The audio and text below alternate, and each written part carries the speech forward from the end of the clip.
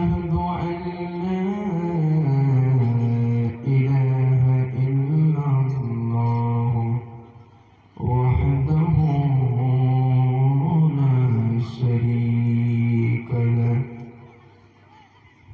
وأشهد أن سيدنا وسندنا وحبيبنا وطبيبنا وطبيب قلوبنا محمدا صلى الله عليه وسلم عبده ورسوله الذي أرسله بالحق بشيرا ونذيرا وداعيا إلى الله بإذنه وسراجا وقمرا منيرا فقد قال الله تبارك وتعالى في كلامه المجيد وفي فرقانه الحميد. আরেকটু জোর দেন।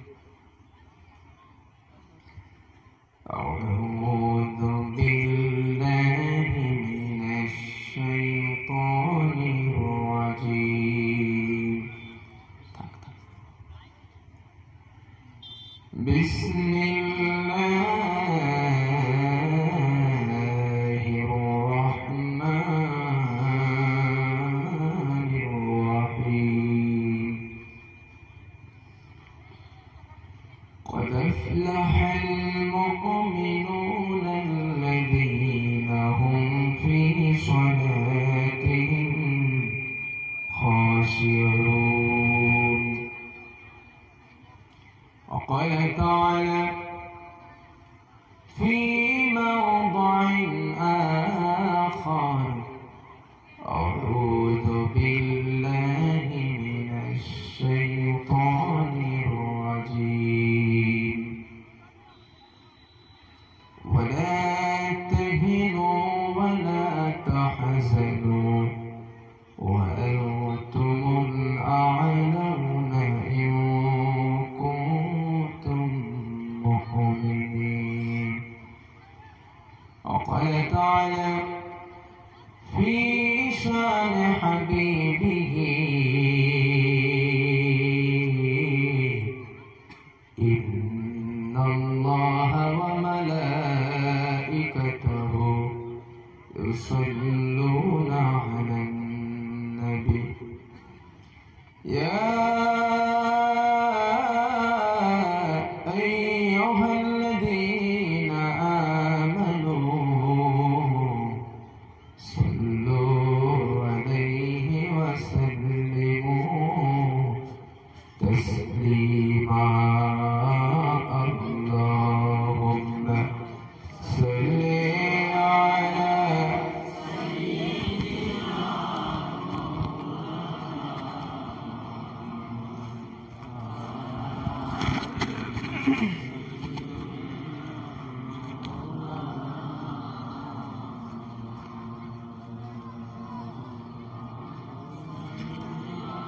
سيدنا مولانا محمد وعلى آله سيدنا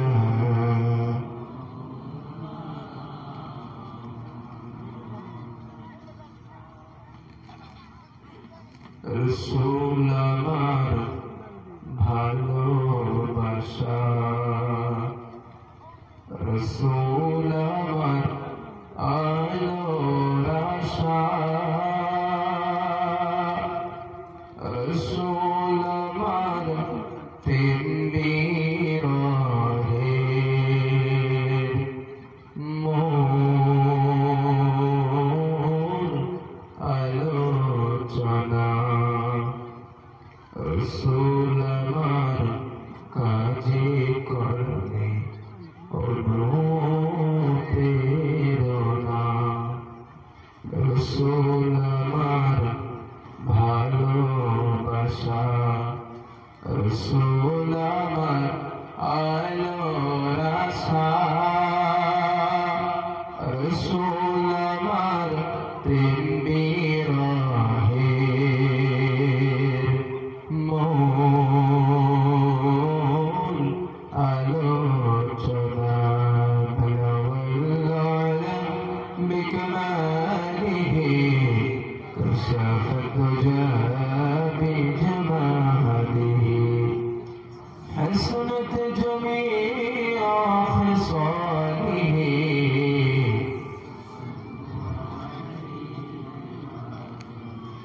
तेरी महाराज थी कि तू लौह कदम तक पहुँचा तेरा महाराज था कि तू लौह कदम तक पहुँचा और मेरे महाराज है कि मैं तेरे कदम तक पहुँचा بكماله كشف الدجى بجماله حسنت جميع خصاله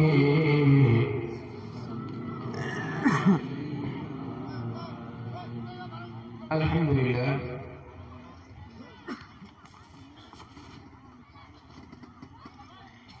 ইসলামিক সমাজ সংস্করণে এক বিরাট ওয়াজ মাহফিল স্থান মামুন ফিগারের মসজিদ সংলগ্ন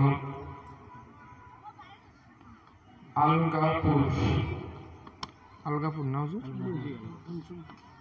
আলগাপুর পঞ্চম খণ্ড চৌরঙ্গী জেলা হাইলাকান্দি আজকের এই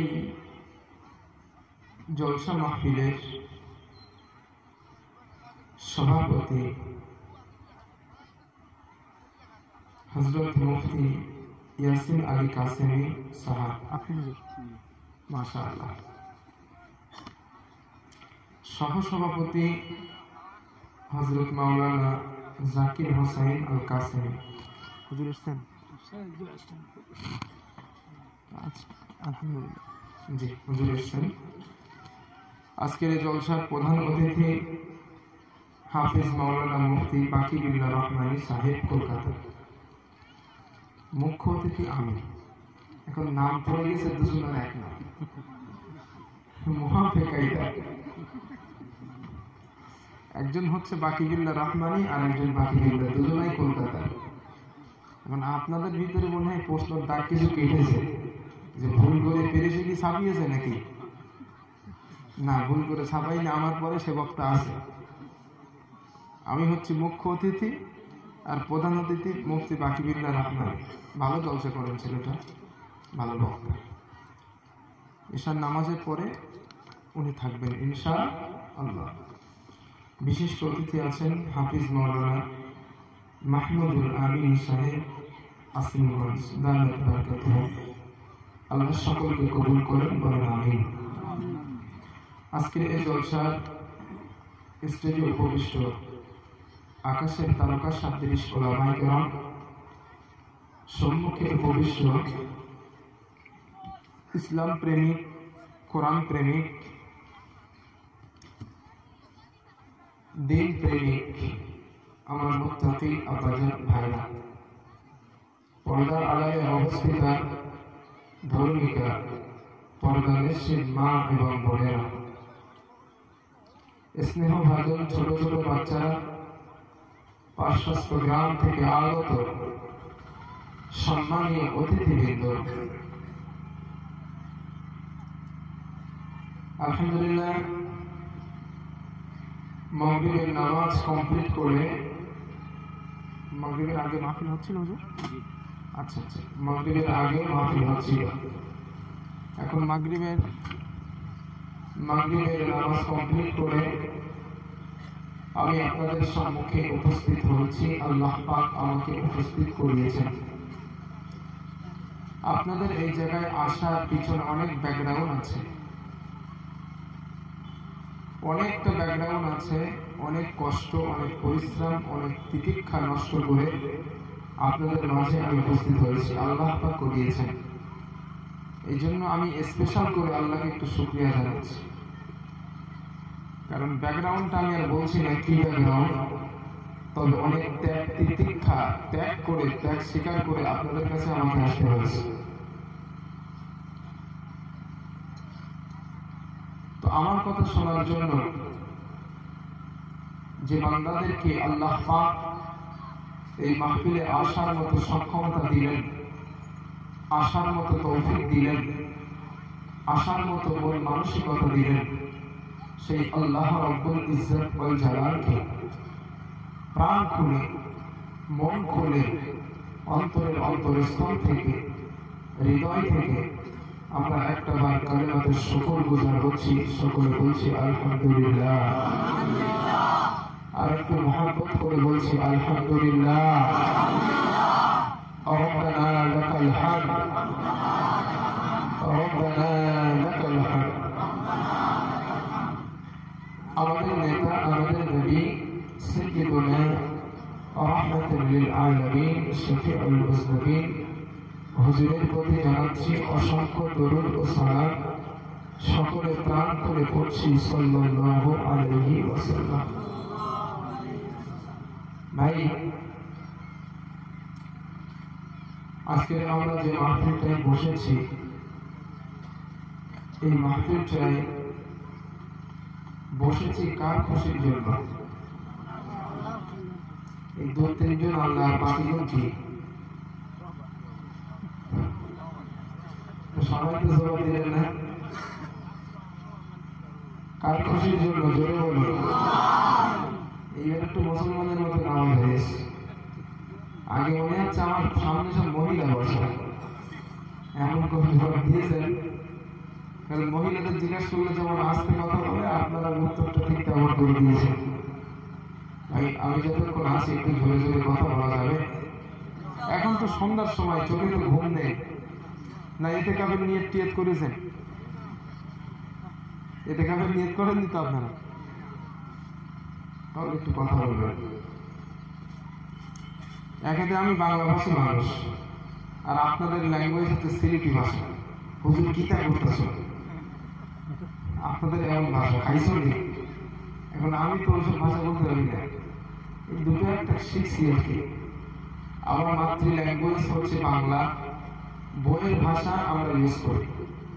এখন আপনাদের মাতৃভাষা সিলেটি, ভেজাল আছে না নেই? কথা কম, ভেজাল আছে। এখন এই ভেজাল মুক্ত করার জন্য আমার কথাগুলো একটু এটেশনের সহিত শোনার দরকার আছে না? যদি না শোনেন, আপনার ধর এখানে আর মন বাড়ে, ঘরের দিন কিচ্ছু বুঝবেন না, ঠিক না? আমার কথা বুঝতে পারছেন তো আপনারা? আমরা বলি জি, আর আপনারা বলেন জিও জিও। মানে এক এক দেশের ভাষা এক এক রকম, এক এক জায়গার ভাষা এক এক রকম। আল্লাহ পাক কবুল করুন, বলেন আমিন। ভাই, আমরা এখানে এসেছি আল্লাহর কথা শোনার জন্য, কোরআনের কথা শোনার জন্য, ঠিক না? এখন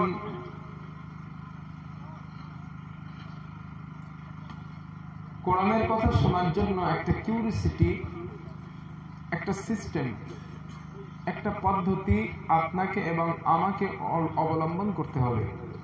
কথা কি শুনছেন? এই পৃথিবীতে যত মাহফিল হয়, কোন মাহফিলে কিউরিসিটি, সিস্টেম, পদ্ধতি, নিয়ম কানুন না মানলেও চলে। কিন্তু কোরআনের মাহফিলে বসার জন্য কিছু নিয়ম কানুন আছে না নেই?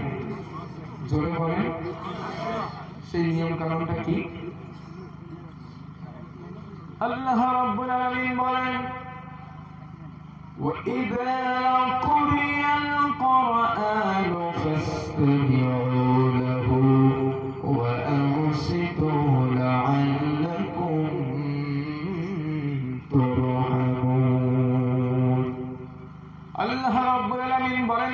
শোনো শোনো, যেখানে আমি আল্লাহর কোরআন পাঠ করা হয়, আমি আল্লাহর কোরআন থেকে বক্তব্য হয়, নসিহত হয়, আমি আল্লাহর কোরআন থেকে তাফসীর হয়, বিশ্লেষণ হয়, সেখানে তোমরা বসে থেকে দুটা কাজ করবা। কটা? দুইটা কাজ করবা। এক নম্বরে কাজ হলো কর্ণ লাগায় শ্রবণ করবা। দুই নম্বর কাজ হলো মাহফিলে বসে যখন তোমরা থাকবা, একজন আরেকজনের সঙ্গে যেন কথা বলবা না, একজন আরেকজনের সঙ্গে গল্প করবা না, একজন আরেকজনের সঙ্গে যেন গল্প গুজব করবা না, একজন আরেকজনের সঙ্গে খুশ মজা করবা না। এটেকশনের সঙ্গে চুপচাপ কোরআনের মাহফিলে বসে আমি আল্লাহর কোরআন থেকে যদি তোমরা আলোচনা শুনতে পারো, আশা করা যায় আসমান থেকে বৃষ্টির মতো রহমতগুলো আমি নাজিল করে দেব। চুপ থাকা যাবে তো না? গল্প করবেন? করবেন না তো? আর উঠে যাবেন কেটা কেটা? দেখি একটা হাত তোলেন তো। চলে যাবেন কেটা কেটা? কেউ যাইতাম না?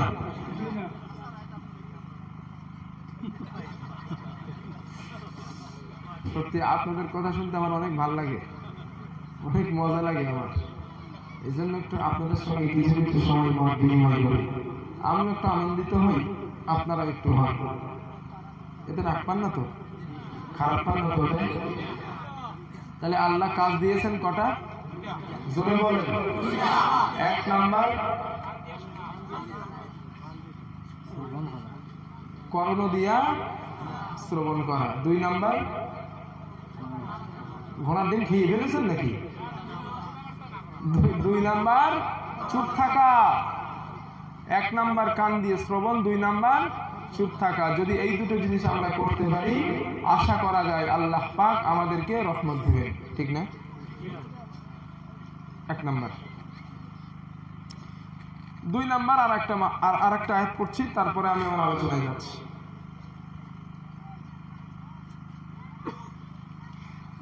আল্লাহ রাব্বুল আলামিন বলেন, লা খায়রা ফি কাসীরিন মিন নাজওয়াহুম ইল্লা মান আমারা বিসাদাকাতিন আও মা'রুফিন আও ইসলাহিন বাইনান নাস। আল্লাহ রাব্বুল আলামিন বলেন, বান্দারে, तमाम পৃথিবীর ভিতরে যত মাহফিল হয়, যত অনুষ্ঠান হয়, যত কিছু পৃথিবীর জমিনে তোমরা দেখতে পাও, কোন মাহফিলের ভিতরে আমি আল্লাহর পক্ষ থেকে কল্যাণ নেই। আমি আল্লাহর কাছে কোন মাহফিল কবুল নয়, আমি আল্লাহর কাছে কোন মাহফিলে খাজানা নাই, আমি আল্লাহর পক্ষ থেকে কোন মাহফিলে বরকত নাই। আল্লাহ পরের অংশে বললেন, ইল্লা আছে, ওই মাহফিলের ভিতরে কল্যাণ আছে। এক নম্বরে মান আমারা বিসাদাকাতিন আও মা'রুফিন আও ইসলাহিন বাইনান নাস। আল্লাহ বলে, বান্দা, তিনটা কোয়ালিটির কাজ যে মাহফিলে হয়। এক নাম্বার হলো বক্তা এমন কিছু আলোচনা করবে, এমন কিছু কথা বলা হবে, মানুষ সাদকায়ে খায়ের দেওয়ার উৎসাহ প্রদান করবে, সাদকা করার মতো উৎসাহ তাদের ভিতরে জাগ্রত হয়ে যাবে। আও মা'রুফিন, ভালো ভালো কাজের কথা বলা হবে, অন্যায় কাজ থেকে মানুষকে ফেরানো হবে, রাষ্ট্র সমাজ পরিবার শান্তিতে বসবাস করতে পারবে, নিজেরা একে অপরজনকে কোনো সংশোধন হব। এই ব্যাপারে যেখানে আলোচনা করা হয়, আল্লাহ বলেন ওই মাহফিল আমি আল্লাহর কাছে সাকসেস করে দিই কিনা। তবে আমার ভাইরা, এখানে বসার জন্য একটা নিয়ত লাগবে, আল্লাহর খুশি আর রাজি। ঠিক কিনা? যদি আপনার রাজি খুশি হয়, আমরা সুন্দর করে মাইক দিয়েছি, লাইট লাগিয়েছি, প্যান্ডেল লাগিয়েছি, মানুষ আমাদেরকে ভালো বলবে, বাহাবা দেবে, এই চিন্তা যদি আপনার ভিতরে জাগ্রত হয়ে যায়, এই বিরাট টাকা খরচ করে মাহফিল দেওয়ার কোনো মূল্য হবে না। ঠিক কিনা? জোরে বলেন।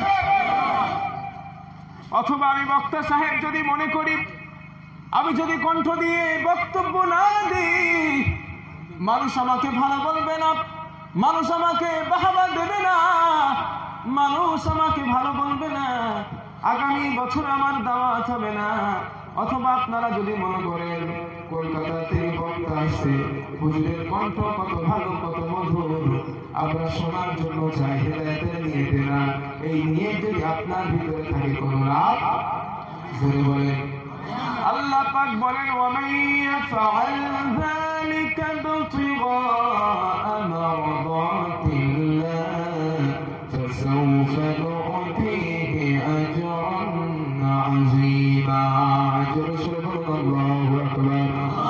আল্লাহ রাব্বুল আলামিন বলেন বান্দা শোনো শোনো, এই মাহফিলে বসাটা, মাহফিল শোনাটা, মাহফিল দেওয়াটা আমি আল্লাহর রাজি আর খুশির জন্য যদি হয়ে যায়, আমি আল্লাহ পাক আর দেরি করব না। আসমান থেকে যেমন বৃষ্টি বর্ষণ হয়, অতি তাড়াতাড়ি তোমাদেরকে আজরে আজিম দিয়ে সওয়াব দিয়ে ধন্য করে দেব। সুবহানাল্লাহ, লিল্লাহি তাকবীর। তাহলে নিয়ত হতে হবে কার? জোরে বলেন আল্লাহ। নিয়তটা একটু সই করে নেন নাকি? কণ্ঠতন্ত্র শোনার নিয়ত বাদ দেন, হুজুর যে কটা কথা বলবে যদি কোরআন হাদিসের পক্ষে হয় মেনে নেব। রাজি আছেন ইনশাআল্লাহ? তাহলে আপনি সাকসেস, আমিও সাকসেস। আর যদি বলেন না হুজুরের কণ্ঠ রে মজার রে, এরকম যদি নিয়ত হয় সব গেছে গা। বুখারীর প্রথম বর্ণনা ইন্নামাল আ'মালু বিন্নিয়াত আও কামা ক্বালা নবী সাল্লাল্লাহু আলাইহি ওয়াসাল্লাম। নবী বলেন তোমাদের সমস্ত কাজ নির্ভর করবে নিয়তের উপরে। একটা মানুষ 50 লক্ষ টাকা দান করেছে আর একটা মানুষ 5 টাকা দান করেছে, ওই 50 লক্ষ টাকা যদি আল্লাহর রাজির জন্য দান না হয় আর 5 টাকা যদি আল্লাহর রাজির জন্য দান হয়, এই 50 লক্ষ টাকার থেকেও 5 টাকা দান আল্লাহর কাছে গ্রহণযোগ্য। ঠিক আছে, কারণ তার নিয়তটা সহিহ। ওর নিয়তটার ভিতরে ভেজাল আছে না নাই? আছে না নাই? ভেজাল আছে। হ্যাঁ, কে কয় নাই? আছে। ওই ভেজাল ছিল বলে 50 লাখ টাকার কোনো দাম রইল না। যিনি 5 টাকা দান করেছেন ওনার ইচ্ছা ছিল আল্লাহকে রাজির জন্য, খুশির জন্য দিলাম, ওই দানটা আল্লাহর কাছে কবুলিয়াত। ঠিক কি না? তাহলে নিয়ত সহি করার দরকার আছে না নেই? আছে। তো ভাই আমরা সেই নিয়ত করে মাহফিলে একটু বসে থাকি। আসেন আমরা আল্লাহর কোরআন থেকে সরাসরি আলোচনা শুনি, নাকি বলেন? আমি প্রারম্ভিক প্রস্তাবনায় 2টা আয়াত পড়েছিলাম, সূরা মুমিনুন থেকে একটা, আর একটা আয়াত পড়েছিলাম, সূরার নামটা মনে নেই, পরে বললাম মনে আসে। এখন এই 2টা আয়াতের উপরে ভিত্তি করে আমি ইনশাআল্লাহ আলোচনা করব। ওয়া তাওফীকি ইল্লা বিল্লাহ। ভাই আগে আসুন, যে আয়াতটা পড়েছিলাম ওয়ালা তাহিনু ওয়ালা তাহজানু ওয়া আনতুমুল আ'লাউনা ইন কুনতুম মুমিনিন। আল্লাহ পাক বলেন ও ঈমানদারেরা, তোমরা হীনবল হয়ো না, তোমরা দুর্বল হয়ো না, তোমরা ভেঙে পড়ো না, তোমরা চিন্তা করো না, বিজয়ী আমি আল্লাহ তোমাদেরকেই দেব। ইন কুনতুম মুমিনিন, যদি তোমরা মুমিন হও। এই কথাটা কার? জোরে বলেন। আজকে আমাদের উপরে গোটা পৃথিবীতে মাপ চলছে, মুসলমান যেখানে কচু কাটা সেখানে। ঠিক কি না? মুসলমান যেখানে মারামারি, রাহাজানি, হানাজানি সেখানে, মুসলমান যেখানে কচু কাটা হচ্ছে সেখানে, মুসলমান যেখানে ইসলামের রুল চলছে সেখানে, মুসলমান যেখানে রক্তপাত সেখানে। ভাই এগুলো হচ্ছে কেন বলতে পারবেন? মুসলমান মার খাচ্ছে কেন? মুসলমান নির্যাতিত হচ্ছে কেন? একটু চেপে চেপে আসেন ভাই, জায়গা হচ্ছে না পিছনে।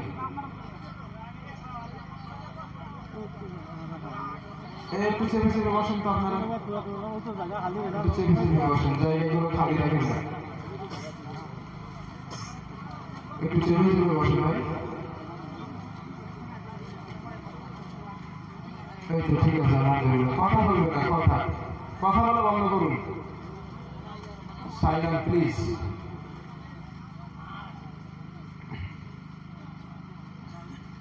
আমার ভাইরা, আপনারা কি আমার কথা বুঝতে পারছেন? শুনতেছেন? শোনেন, মুসলমান মার খাচ্ছে কেন? অনেক কারণ আছে, তার ভিতরে একটা বড় কারণ হচ্ছে মুসলমান কোরআন থেকে পিছিয়ে। কথা বলে না, মুসলমানের সম্পর্ক কোরআনের সাথে না, মুসলমানের সম্পর্ক সিনেমা হলের সাথে। ঘোড়ার ডিম। কোরআনের সাথে সম্পর্কটা মুখে দাড়ি করি, 5 ওয়াক্ত নামাজ পড়েন, কোরআনের সঙ্গে সম্পর্ক আছে কিনা আমি প্রমাণ করে দিচ্ছি। দেখেন, খারাপ পাবেন না জানো, আমি বলে একটু কাটাকুটি বক্তা, খারাপ পাবেন না, তবে একটু আমার কথাগুলো ভালোবেসে শোনেন, ফায়দা হবে। আজকের এখানে যদি আমি হাত তুলতে বলি, কোরআন শরীফ পড়তে পারেন কত মানুষ? একটু হাত তোলেন। বেশি উঠবে না কম উঠবে? যারা পড়তে পারে না তারাও তুলতে বলি। আলহামদুলিল্লাহ। তাহলে এখানে সংখ্যা 50-50। তাহলে 50 মানুষ কোরআনের সঙ্গে সম্পর্ক, কোরআন পড়তে জানে, আর 50 মানুষ কোরআন পড়তে জানে না। কেন জানবেন না? আপনি তো মুসলমানের সন্তান। আপনি হিন্দুর সন্তান হলে কোরআন পড়তে না জানলে আমার দুঃখ নেই, আমার প্রশ্ন নেই। আপনি খ্রিস্টানের সন্তান হলে কোরআন পড়তে না জানলে আমার প্রশ্ন নেই। আপনি মুসলমানের সন্তান, আপনি কোরআন পড়তে কেন জানবেন না? বাংলা কিতাব পড়তে পারেন, এখানে এমন কোন লোক নেই যে বাংলা বই পড়তে পারে না, ঠিক কিনা? প্রত্যেকটা মানুষ বাংলা কিতাব পড়তে পারে, এটা তার কাছে কম্পালসারি। আল্লাহ রাব্বুল ইজ্জাত ওয়াল জালাল একটা গাইড বুক দিলেন, জীবন পথচারণের জন্য একটা কিতাব দান করলেন, একটা চিঠি দিলেন। সেই চিঠিতে কি লেখা আছে পড়ার কথা একবারও ভাবলেন না, ঠিক কিনা?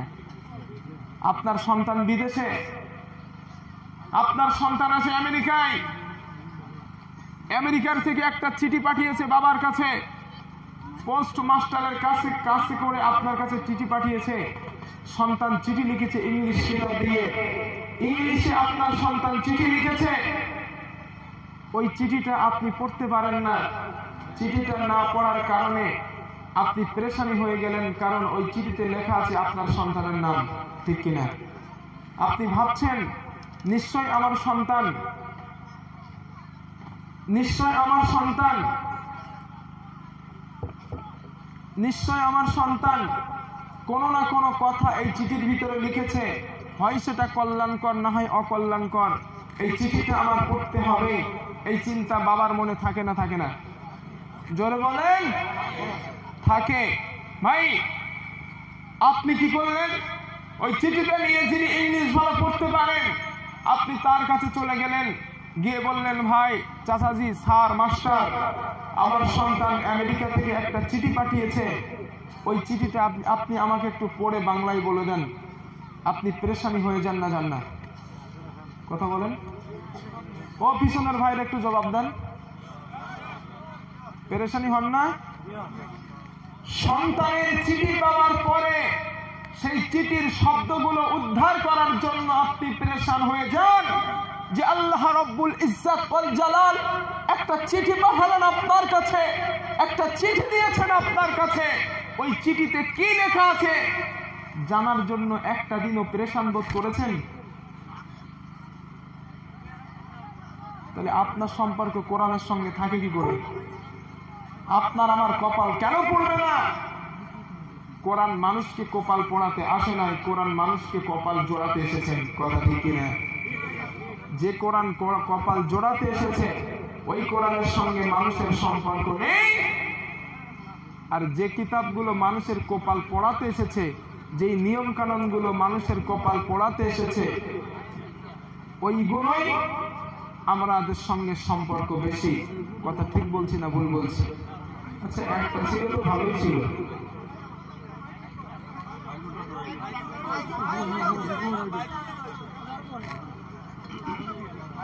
ও একটাই তো ভালো না? আচ্ছা, জি জি ভাই, এই আওয়াজটা ঠিক আছে। আওয়াজটা আমার স্পষ্ট না হলে তো মজা লাগে না রে।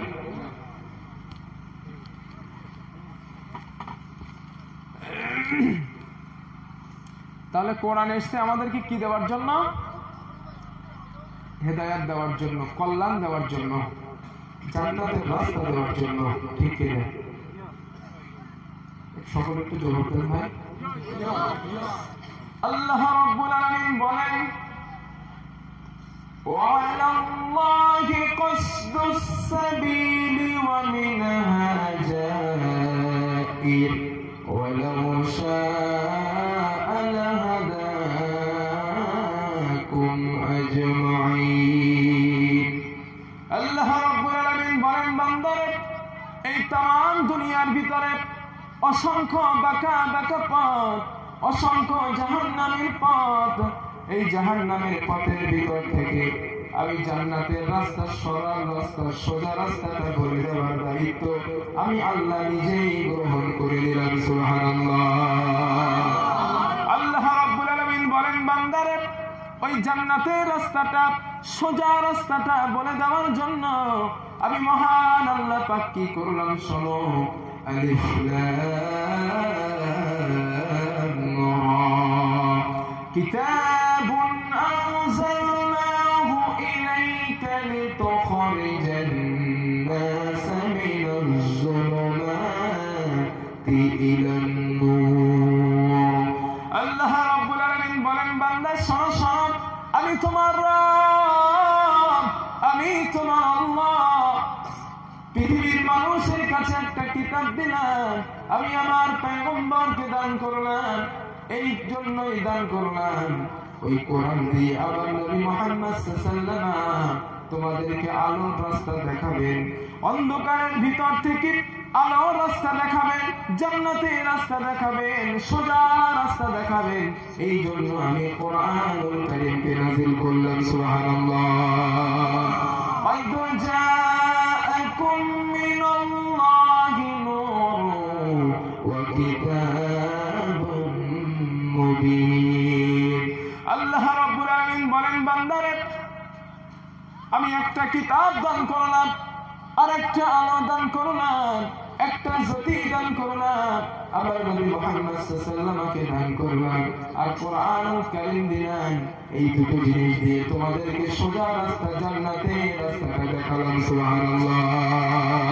নারে তাকবীর তাহলে নবী এসেছেন নবীর সঙ্গে আল্লাহ কোরআন দিয়েছেন ঠিক না কেন দিলেন আমাদেরকে হেদায়েত দেওয়ার জন্য কথা ঠিক বলছি না ভুল বলছি কারণ কোরআন যেখানে নাই সেখানে হেদায়েত জোরে বলেন যেখানে কোরআন নাই আদাল্লাহুল্লাহ আল্লাহ বলেন আল্লাহর হাবিব বলেন যেখানে কোরআন থাকে না ওখানে যদি মানুষ হেদায়েত নেওয়ার জন্য যায় আল্লাহ নিজে দায়িত্বে তাকে গোমরা বানিয়ে দেয় কথা শুনতেছেন যেখানে কোরআন নাই ওখানে হেদায়েত আছে যেখানে কোরআন নাই ওখানে কি থাকে শয়তান থাকে শয়তান ইন্নাল্লাযী লাইসা ফি জাওফিহি শাইউম মিনাল কুরআন কালবাইতিল খারিব আও কামা ক্বালা নবী সাল্লাল্লাহু আলাইহি ওয়াসাল্লাম আল্লাহর হাবিব বলেন একটা জীর্ণ বাড়ি একটা ছাড়া বাড়ি যে বাড়িতে মানুষ থাকে না ওই বাড়িতে কি থাকে জিন থাকে পোকামাকড় শয়তান ইত্যাদি থাকে ঠিক না নবীজি বললেন যে স্মৃতির ভিতরে কোরআন থাকে না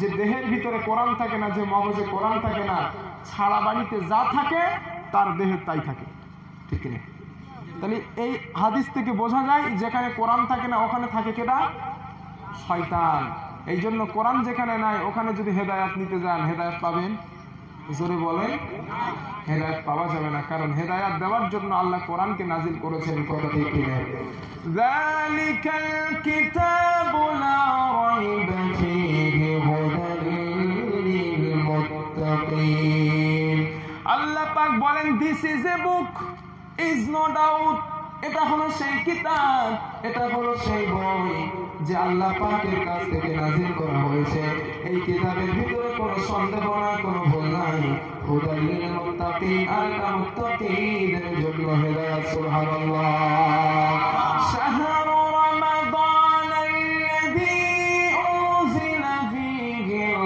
কুরআন হুদাল লিন-নাসি ওয়া বায়িনাতিন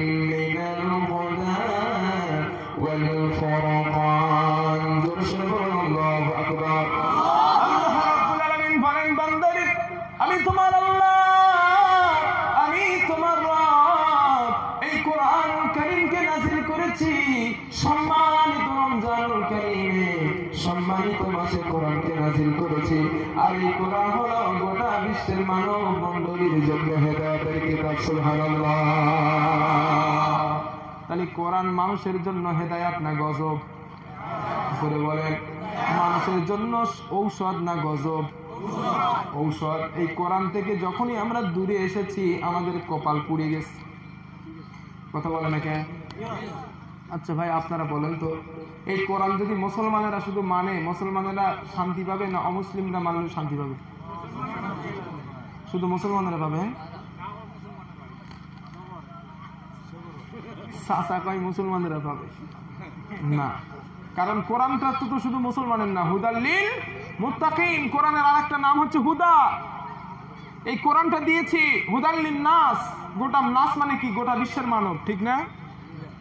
আল্লাহ এখানে বলেছেন মুত্তাকি বলেছেন শুধু, মুরসালিন বলেছেন শুধু, হুদাল লিন নাস গোটা বিশ্বের মানব মণ্ডলীর জন্য এতে আছে হেদায়াত। তাহলে কোরআন বোঝা যায় শুধু মুসলমানের জন্য আসে নাই, সমস্ত মানব মণ্ডলীর জন্য, ঠিক কিনা? তাহলে হিন্দু মানব মণ্ডলীর মধ্যে পড়ে না? খ্রিস্টান মানুষের মধ্যে পড়ে না? কথা কন না? পড়ে।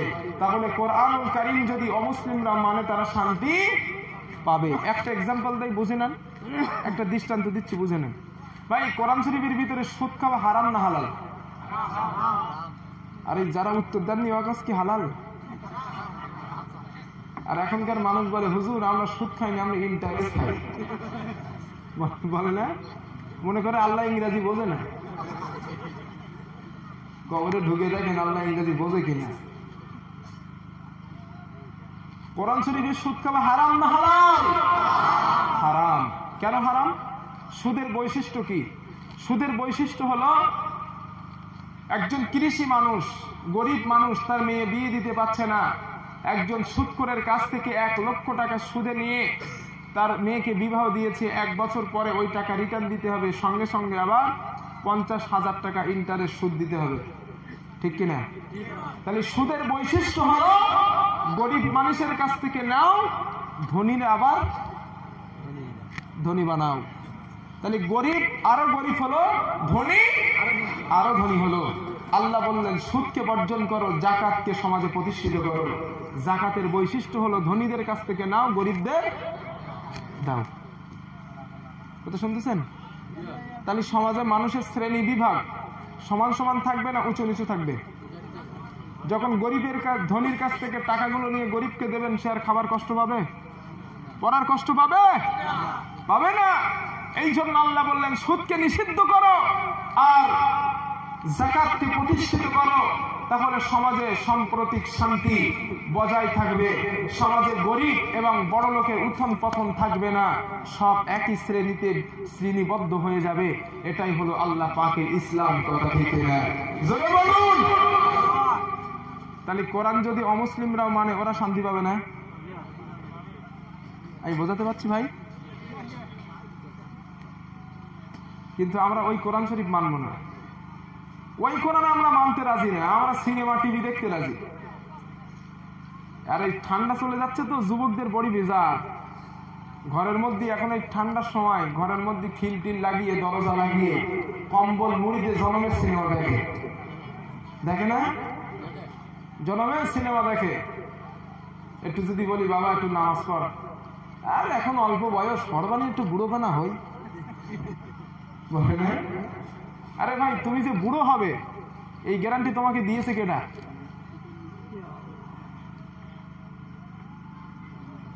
আমার কথা কি খারাপ পাচ্ছেন? আমার ভাইয়েরা, আজকের পৃথিবীর মানুষ নির্যাতিত, নিপীড়িত, পৃথিবীর মানুষ লাঞ্ছিত, অপমানিত, অপদস্থ হওয়ার পিছনে সব থেকে বড় কারণ যেটা আমরা আমাদের ঐতিহ্যকে নষ্ট করে ফেলেছি, আমরা আমাদের ঐতিহ্যকে হারিয়ে ফেলেছি, আমরা কোরআন থেকে দূরে সরে এসেছি। আমার বন্ধুগণ, আজকের আমার যুবকদের চরিত্র নষ্ট হয়েছে, যুবকদের আখলাকগুলো নষ্ট হয়ে গেছে, যুবকদের নিজের নীতি আদর্শগুলো তারা বেঈমান নাস্তিকদের কাছে বিক্রয় করে দিয়েছে। আবার যুবকরা মসজিদের সঙ্গে সম্পর্ক নাই, সম্পর্ক তাদের সিনেমা হলের সঙ্গে। যুবকদের সম্পর্ক কোরআনের সঙ্গে নয়, সম্পর্ক হলো বেঈমানদের সঙ্গে। যুবকদের সম্পর্ক ইসলামের সঙ্গে নয়। যুবক ভাইদের সম্পর্ক কলেজের ছুটির সময় যখন হয়ে যায়, যুবক ভাইরা এতিমের মতো মহিলাদের বার হওয়ার জন্য অপেক্ষা করে। কতক্ষণ নাকি কলেজ থেকে যখন মহিলারা বার হয়, মহিলাদের সঙ্গে কথা বলার জন্য, টিটকারি দেওয়ার জন্য এতিমের মতো কলেজের সামনে দাঁড়িয়ে থাকে। ও যুবক, তুমি তো একজন যুবক, তুমি তো আব্দুল খালিদ বিন ওয়ালিদের উত্তরসূরি, তুমি তো আবু বকরের উত্তরসূরি, তুমি তো যায়েদ বিন যায়েদের উত্তরসূরি যুবক, তুমি তো হযরত ওমরের উত্তরসূরি। তোমার রক্তের কারণে, তোমার শাহাদাতের কারণে ইসলামটা প্রতিষ্ঠিত হয়েছে। তুমি কেন কলেজের সামনে দাঁড়াবা? তুমি কেন বেঈমানদের কার্যকলাপ ধারণ করবে? তুমি কেন নাস্তিকদের কার্যকলাপ তোমার জীবনে ধারণ করবে? তোমার মতো যুবকদের রক্তের বিনিময়ে ইসলামটা পৃথিবীতে কায়েম হয়েছে, কথা ঠিক কিনা? আবার যুবক ভাইরা, আজকের কোরআনের মাহফিল থেকে তুমি সিদ্ধান্ত নাও, কোন মেয়ে যদি তোমাকে আই লাভ ইউ বলে তোমাকে সম্বোধন করে, ভালোবাসার পাত্র বলে তোমাকে যদি ডাকে, তুমি সেটাকে অ্যাকসেপ্ট করো না। তুমি বলো আমি আল্লাহকে ভয় করি। এই ভয় যদি তোমার ভিতরে আসে, অবশ্যই যুবক পৃথিবীতে তুমি সুপ্রতিষ্ঠিত হবা, পরকালেও সুপ্রতিষ্ঠিত হবে, কথা ঠিক কিনা? আজকের আমার যুব সমাজের ঈমানটা ধ্বংস করার জন্য বেঈমান নাস্তিক খ্রিস্টান ইহুদিরা চক্রান্তের ফাঁদ পেতে দিয়েছে। আমরা যদি পৃথিবীতে সুপ্রতিষ্ঠিত হতে চাই, পৃথিবীতে যদি আমরা রাজ করতে চাই, ইসলামী যুবকদের, মুসলমান যুবকদের ঈমানটাকে হরণ করা লাগবে। এই হরণ করার জন্য যুবকদের হাতে তুলে দিয়েছে মাল্টিমিডিয়া সেট, তুলে দিয়েছে 599 টাকায় 3 GB নেট পার ডে, ঠিক কিনা? আবার স্ক্রিন টাচ মোবাইলে লেখাপড়া যদি না জানে, লেখাপড়া যদি না পারে, যুবকের লেখা লাগে না, মুখ থেকে শুধু বললেই চলে আসে যত খারাপ সিন আছে। ঠিক বলছি না ভুল বলছি? ও যুবক, তুমি একটা বার ভেবে দেখো, এগুলো তোমার জন্য কল্যাণ নয়, এগুলো তোমার ঈমানটা নষ্ট করার প্রচেষ্টা, কথা ঠিক কিনা? আবার ভাইরা, রাশিয়ার সঙ্গে যখন আফগানিস্তানের যুদ্ধ হয়, রাশিয়ার যুদ্ধ নায়ক বলেছিলেন, ও রাশিয়ার সেনারা, আমাদের কাছে আছে অস্ত্র, আমাদের কাছে আছে শস্ত্র, আমাদের কাছে আছে বোমা, আমাদের হাতে আছে তরবারি, এরপরেও আমরা আফগানিস্তানের যুবকদের সঙ্গে কেন পেরে উঠি না? আফগানিস্তানের মুসলমানদের সঙ্গে কেন পেরে উঠি না? এই কারণটা জানার ব্যাপারে তদন্ত করলো, তদন্ত করে জানা গেল আফগানিস্তানে যে যুবকেরা আছে, ওই যুবকদের কাছে তেমন তরবারি নাই, ওই যুবকদের হাতে তেমন বন্দুক নাই, ওই যুবকদের হাতে তেমন অস্ত্র শস্ত্র নাই, কিন্তু যুবকদের কাছে একটা জিনিস রয়েছে, যে যুবকরা আল্লাহু আকবার নারে তাকবীর এই স্লোগান ওদের ঈমানি শক্তিতে আমাদের মনটা দুর্বল করে দেয়, আমাদের গোলাটা দুর্বল করে দেয়, আমাদের অস্ত্র শস্ত্র দুর্বল করে দেয়, আমাদেরকে তারা দুর্বল করে দেয়। ও রাশিয়ার সৈন্যরা, আফগানিস্তানের যুবকদের যদি ঈমানটা দুর্বল করা যায়, ঈমানটা যদি নষ্ট করা যায়, অবশ্যই আমরা সাকসেস হব। ইতিহাসের ভিতরে লেখা হয়েছে, রাশিয়ার যুদ্ধ নায়ক তিনি রাশিয়ার সুন্দরী সুন্দরী রমণীদেরকে বললেন, ও সুন্দরী সুন্দরী রমণীরা, আমি তোমাদের হাতে কিছু স্বর্ণ খচিত টাকা দিলাম, সোনার মেডেল তোমাদেরকে দিলাম, আফগানিস্তানের যুবকদের তাঁবুর ভিতরে তোমরা চলে যাও, তাঁবুর ভিতরে গিয়ে তোমরা তাদের সঙ্গে জিনা করো, তাদের সঙ্গে অপকর্ম করো, খারাপ কাজ করো, আর তাদেরকে বলো তোমরা যদি আমাদের সঙ্গে খারাপ কাজ করো, আমরা এর বিনিময়ে তোমাদেরকে টাকা দেবো, পয়সা দেবো। গভীর রাত্রিতে রাশিয়ার সুন্দরী রমণীরা আফগানিস্তানের তাওহীদি জনতা, তাওহীদি যুবকদের তাঁবুর ভিতরে চলে আসলেন, তাঁবুর ভিতরে এসে বললেন, ও আফগানিস্তানের যুদ্ধ যুবকরা, আমরা রাশিয়া থেকে এসেছি, আমরা সুন্দরী সুন্দরী রমণী, আজকের এই রাত্রে এখানে কেউ নেই, এই রাত্রে কেউ নাই, তুমি আর আমি ছাড়া কেউ নাই, আমরা আমাদের যৌবনটা তোমাদেরকে দিতে এসেছি, আমরা তোমাদের সঙ্গে অপকর্ম করতে এসেছি, জিনা করতে এসেছি, তোমরা আমাদেরকে ব্যবহার করতে পারো, আমাদেরকে তোমরা শান্তি নিতে পারো। যুবকেরা বললেন, না না, আজকের তাঁবুর ভিতরে কেউ না, কিন্তু আজকের তাঁবুর ভিতরে আমাদেরকে কেউ দেখতে পাই না, কিন্তু আসমানের মালিক, জমিনের মালিক আমার আল্লাহ আমাকে দেখছে, আল্লাহ আমাকে দেখছে। আমার ভাইরা, আচ্ছা হচ্ছে না, অন্য মসজিদে না, আচ্ছা অন্য মসজিদ, ঠিক আছে। আমার ভাইরা, রাশিয়ার সুন্দরী রমণী বলেছিলেন,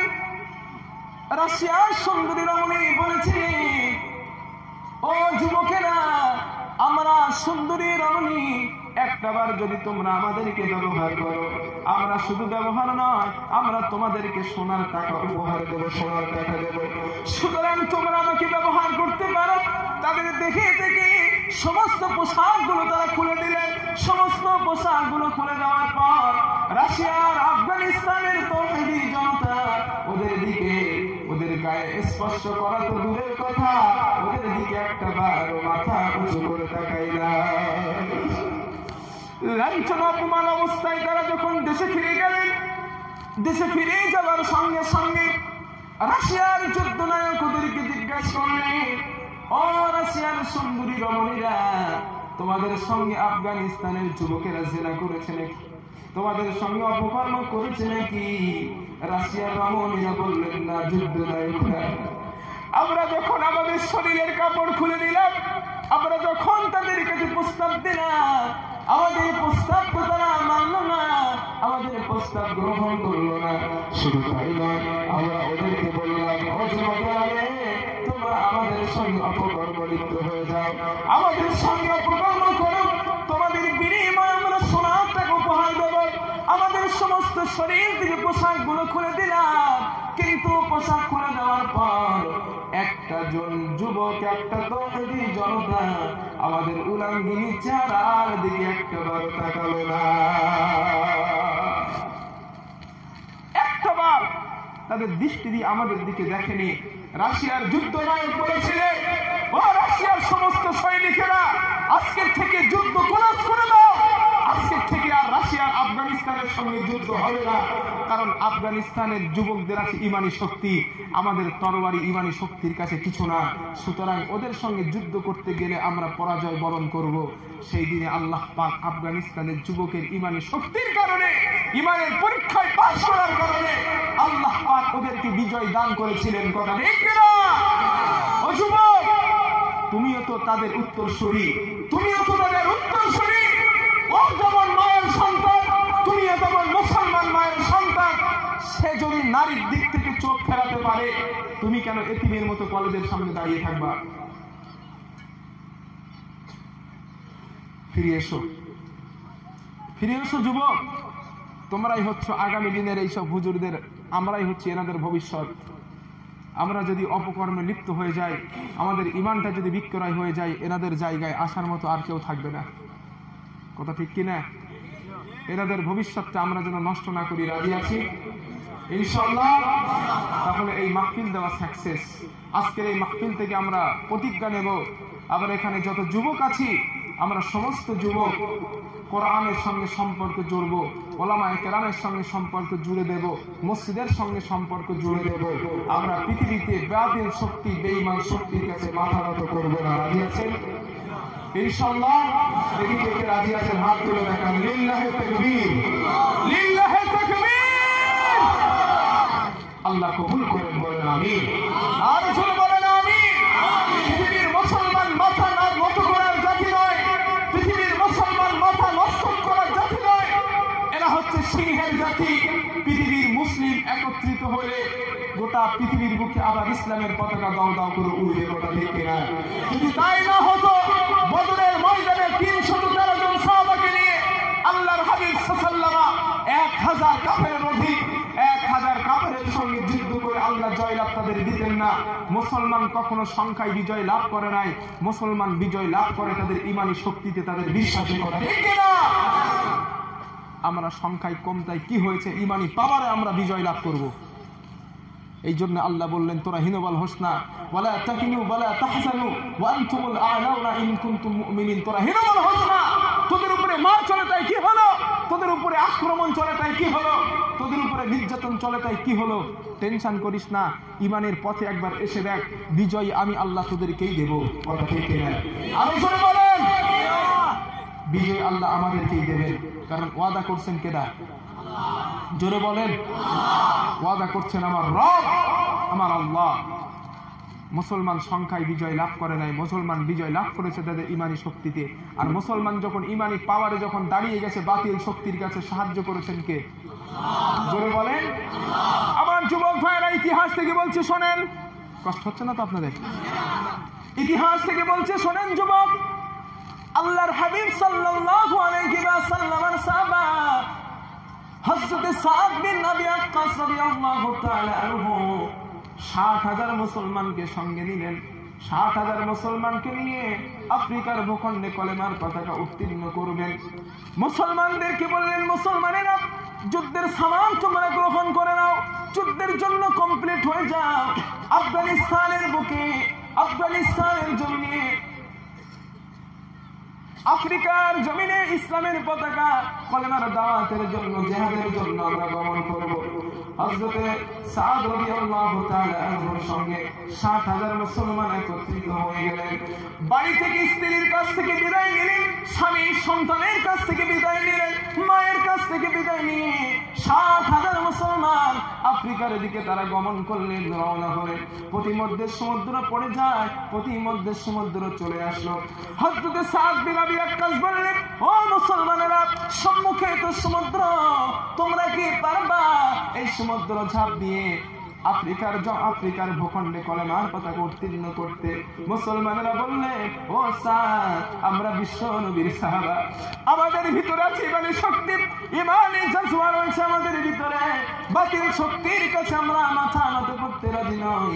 আমরা ইসলামের কলেমার পতাকা সমুদ্রে ঝাঁপড়ে গিয়ে আফ্রিকার ভূখণ্ডে উত্তীর্ণ করতে চাই।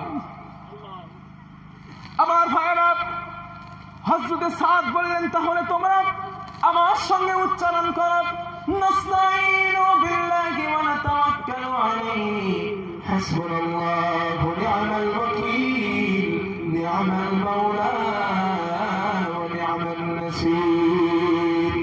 ইতিহাস লিখতেছে, হযরত সাদ রাদিয়াল্লাহু তাআলা আনহু ৬০,০০০ মুসলমানকে সঙ্গে নিয়ে সমুদ্রের কিনারায় ঝাঁপিয়ে পড়লেন, সমুদ্রের ভিতরে ঝাঁপিয়ে পড়লেন। ৬০,০০০ সাহাবা মুসলমান সমুদ্র পার হয়ে আফ্রিকার ভূখণ্ডে যখন চলে যায়, সমুদ্র পার হয়ে চলে গেলে হযরত সাদ জিজ্ঞাসা করলেন, ও মুসলমানেরা, ও আল্লাহর বান্দারা, ও নবীর সাহাবারা, তোমাদের সঙ্গে যত মানুষ আমরা এসেছি, কোন মানুষ কি হারিয়ে গেছে নাকি, না সব মানুষ ঠিকঠাক মতো আছে? মুসলমানরা বললেন, স্যার, মানুষ হারিয়ে যাওয়া তো দূরের কথা, আমাদের জিহাদের মাল সামান একটা কিছু হারিয়ে যায় নাই, কথা ঠিক কিনা? আবার ভাইরা, একজন সাহাবা উত্তর দিলেন, ও স্যার, আমি একটা পাত্রে ভাত খেতাম, খানা খেতাম একটা পাত্রে, ওই পাত্রটা নদীর ঢেউ যেন কোথায় হারিয়ে গেছে, নদীর ঢেউ যেন কোথায় চলে গেছে। হযরত সাদ বললেন, ও মুসলমানেরা, সমুদ্রের ঢেউ, সমুদ্রের তরঙ্গ মুজাহিদদের কোন জিনিস নিতে পারে না। অবশ্যই যেটা হারিয়ে গেছে তোমার মাঝে, আমাদের মাঝে অবশ্যই ফিরে আসবেন, কথা ঠিক কিনা? হযরত সাদ রাদিয়াল্লাহু আনহু একটা চিঠি লিখলেন। ওই চিঠির ভিতরে লিখলেন, ও দুনিয়ার ঢেউ, তুই যদি আল্লাহর হুকুমে আসিস, আল্লাহর হুকুমে যদি তোর জোয়ার ভাটা খেলে, তুই যদি আল্লাহর হুকুমে চলিস, যেই মুজাহিদের জিনিস তোর তরঙ্গে নিয়ে গেছিস, ওই মুজাহিদদের জিনিসটা তুই ফিরিয়ে দে। হযরত সাদ ওই লেখাটা লিখে সমুদ্রের ভিতরে যখন তিনি ফেলে দিলেন, তিনি দেখতে পেলেন সমুদ্রের কিনারায় কট করে একটা আওয়াজ হলো। একজন সাহাবা গিয়ে দেখেন, যেই হারিয়ে যাওয়া পান পাত্র, থালাটা হারিয়ে গিয়েছিল, ওই থালাটা সাহাবাদের মাঝে আবার ফিরে এসেছে। মুজাহিদদেরকে সাহায্য করেন কে? জোরে বলুন কে? মুজাহিদদের সাহায্য করেন আল্লাহ। মুজাহিদ যখন আল্লাহর পথে চলে যায়, গোটা পৃথিবী মুজাহিদদের গোলাম হয়ে যায়, কথা ঠিক কিনা? আরো জোরে বলুন। আমার ভাইরা, ইতিহাস লিখতেছে, আফ্রিকার সরকার, আফ্রিকার বাদশা, খ্রিস্টান বাদশা মুসলমানদের এই সৈন্য দেখি আফ্রিকার ভিতরে তাদের কোনো থাকার জায়গা দিল না। আফ্রিকার সেনাদেরকে আফ্রিকার জঙ্গলে থাকার ব্যবস্থা করলেন। তারা বললেন, মুসলমানদেরকে যদি আফ্রিকার জঙ্গলে থাকতে দিই, মুসলমানদের সঙ্গে জিহাদ করা লাগবে না, মুসলমানদের সঙ্গে যুদ্ধ করা লাগবে না। যুদ্ধ না করে অবশ্যই আমরা বিজয় লাভ করব, আমরা জিতে যাব। এই বিষয়টা হযরত সাদ বিন আবি ওয়াক্কাস বুঝতে পারলেন। হযরত সাদ রাদিয়াল্লাহু তাআলা মুসলমানদেরকে বললেন, ও মুসলমানেরা, বৃক্ষের ডালগুলো কাটো, সরু সরু গাছগুলো কাটো, কেটে একটা মঞ্চ তৈরি করো। এমন একটা মঞ্চ তৈরি করা হলো। ওই মঞ্চের উপরে দাঁড়িয়ে হযরত সাদ রাদিয়াল্লাহু তাআলা হিংস্র প্রাণীদেরকে লক্ষ্য করে, জঙ্গলের পশু পাখিদেরকে লক্ষ্য করে হযরত সাদ নোটিশ জারি করে দিলেন, ইয়া আজ্জাতুহাল হাসারাত ওয়াসসিবাউ নাহনু আসহাবু রাসূলুল্লাহ সাল্লাল্লাহু আলাইহি ওয়াসাল্লাম। হে জঙ্গলের হিংস্র প্রাণীরা, আমরা বিশ্বনবীর সাহাবা, ফাইন্না নাজিলুনা ফামান ওয়াজাদনা বাদাহু কাতালনাহু। আমরা এখানে আল্লাহর দ্বীনের কলেমার কথা উত্তীর্ণ করতে এসেছি। ও জঙ্গলের হিংস্র প্রাণীরা, আমরা আজকে এখানে রাত যাপন করব, আমরা আজকে এখানে রাত কাটাবো। তোমরা আমাদের এলাকা ছেড়ে দিয়ে অন্যত্রে চলে যাও। আমার ঘোষণা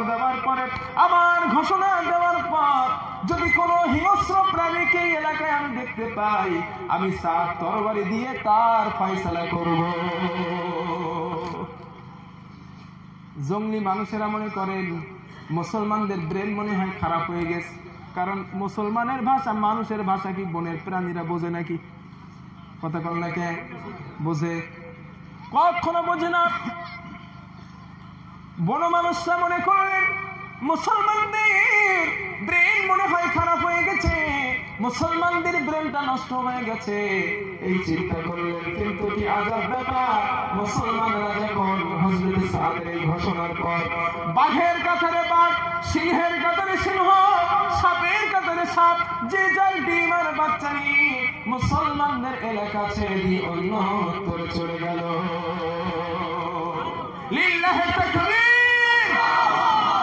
মুসলমানদের সাহায্য করেন কে? মুজাহিদদের সাহায্য করেন কে? বাতিল সে দবনে ওয়ালে, বাতিল সে দবনে ওয়ালে, এই আসমান হি হম, বাতিল সে দবনে ওয়ালে, এই আসমান হি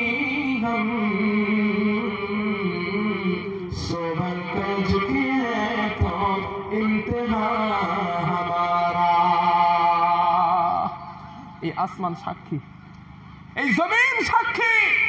মুসলমান মাথা নত করার জাতি নয়, কথা ঠিক কিনা? মুসলমান যেখানে ঐক্যবদ্ধের কাঁধ বেঁধে ফেলেছে, ঐক্যবদ্ধের ডাক দিয়েছে, মুসলমান যেখানে তাওহীদের পতাকা, কলেমার পতাকা নিজের কপালে বেঁধে আল্লাহর জমিনে মুজাহিদের মতো ছড়িয়ে গিয়েছে, আল্লাহ পাক সেখানে মুসলমানদেরকে বিজয় দান করেছে, কথা ঠিক কিনা? আজকে যদি মুসলমান এই ইসলামের পথে, ঈমানের পথে প্রতিষ্ঠিত হয়, আবার আল্লাহ পাক আমাদেরকে বিজয় দেবেন, কথা ঠিক কিনা?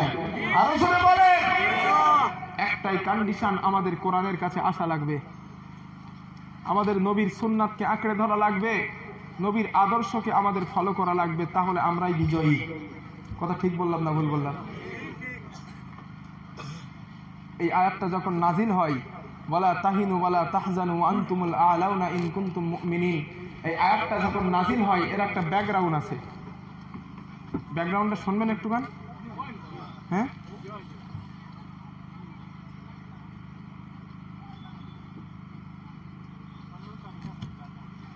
একটু ব্যাকগ্রাউন্ডটা শুনবেন। এই আয়াতটা কখন নাজিল হয়েছিল? তাহলে এই আয়াতের ব্যাখ্যাটা আর একটু ভালো করে বুঝতে পারবেন। বদরের যুদ্ধ সংগঠিত হয় 624 খ্রিস্টাব্দে। কত খ্রিস্টাব্দে? আমার দিকে মনোযোগ আছে না গেছে? আছে। 600 কত খ্রিস্টাব্দে? 24।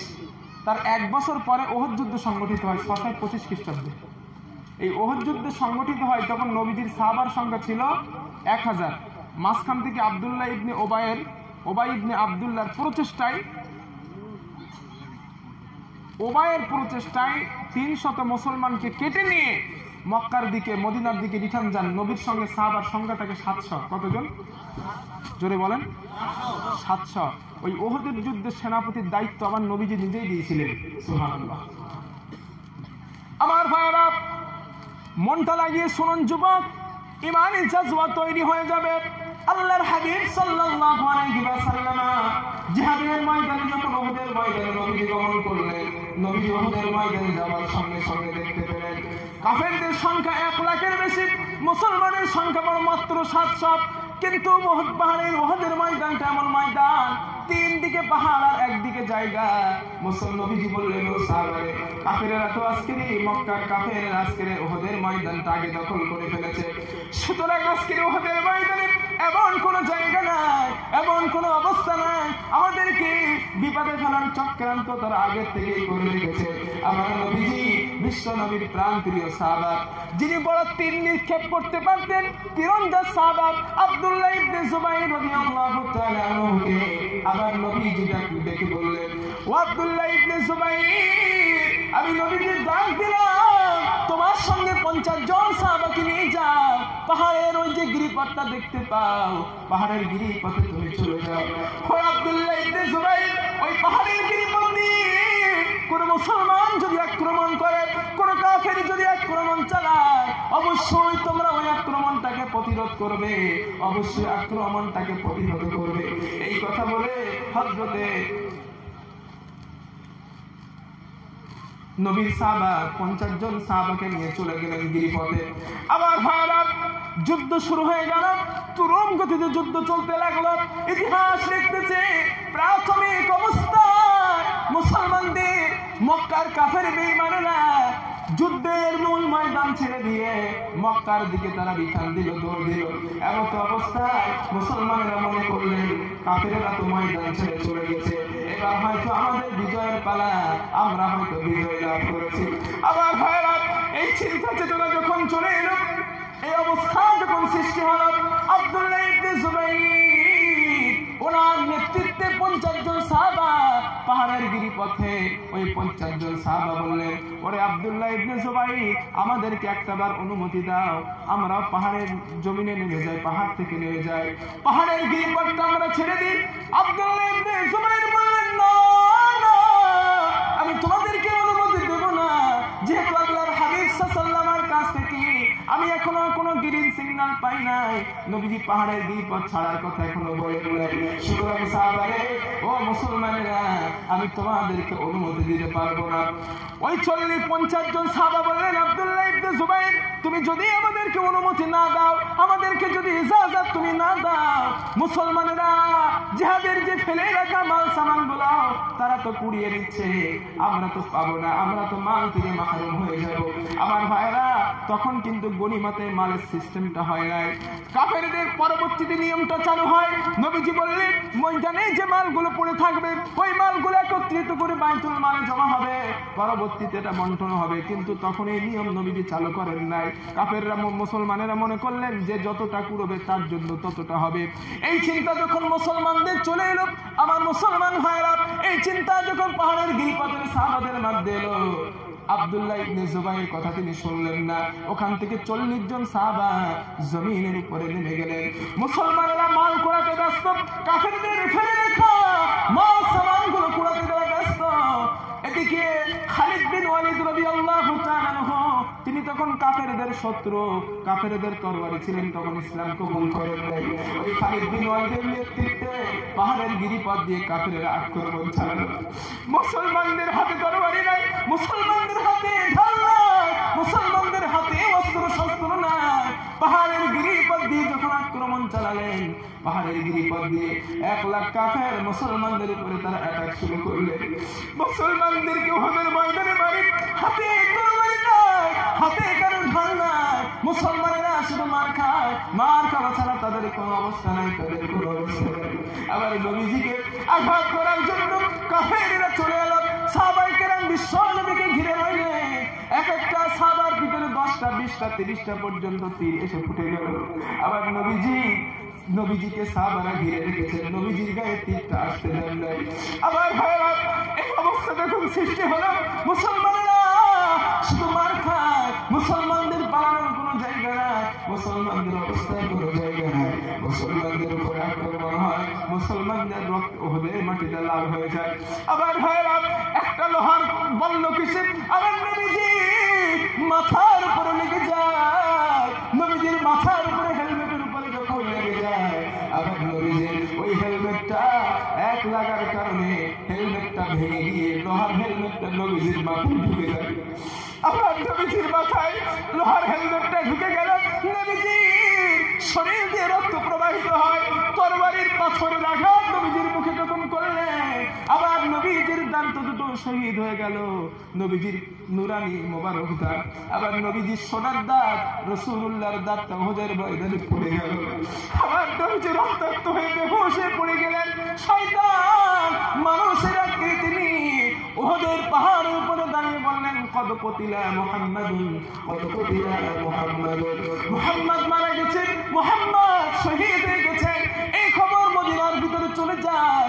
মদিনার ভিতরে যখন চলে গেল, আল্লাহর হাবিব আর বেঁচে নাই, আবার নবীজি ইন্তেকাল হয়ে গেছে। মদিনার নারীরা ওহদের ময়দানের দিকে ছুটতেছে, আবার নবী তো পৃথিবীতে বেঁচে নাই। আবার ভাইরা রাস্তার মাঝখানে সাহাবাদের সঙ্গে দেখা, মহিলাদেরকে জিজ্ঞাসা করে, ও মহিলারা কোথায় যেতে তোমরা, দৌড়াও কোথায় যাও? মহিলারা বলে, ওহদের ময়দানে আমরা যাচ্ছি। জিজ্ঞেস করলো, কেন ওহদের ময়দানে তোমরা যাচ্ছ কেন বলো? আবার ভাইরা মহিলারা বলেছিলেন, ও নবীর সাহাবারা ওহদের ময়দানে যায়, ওহদের ময়দানের দিকে যায়।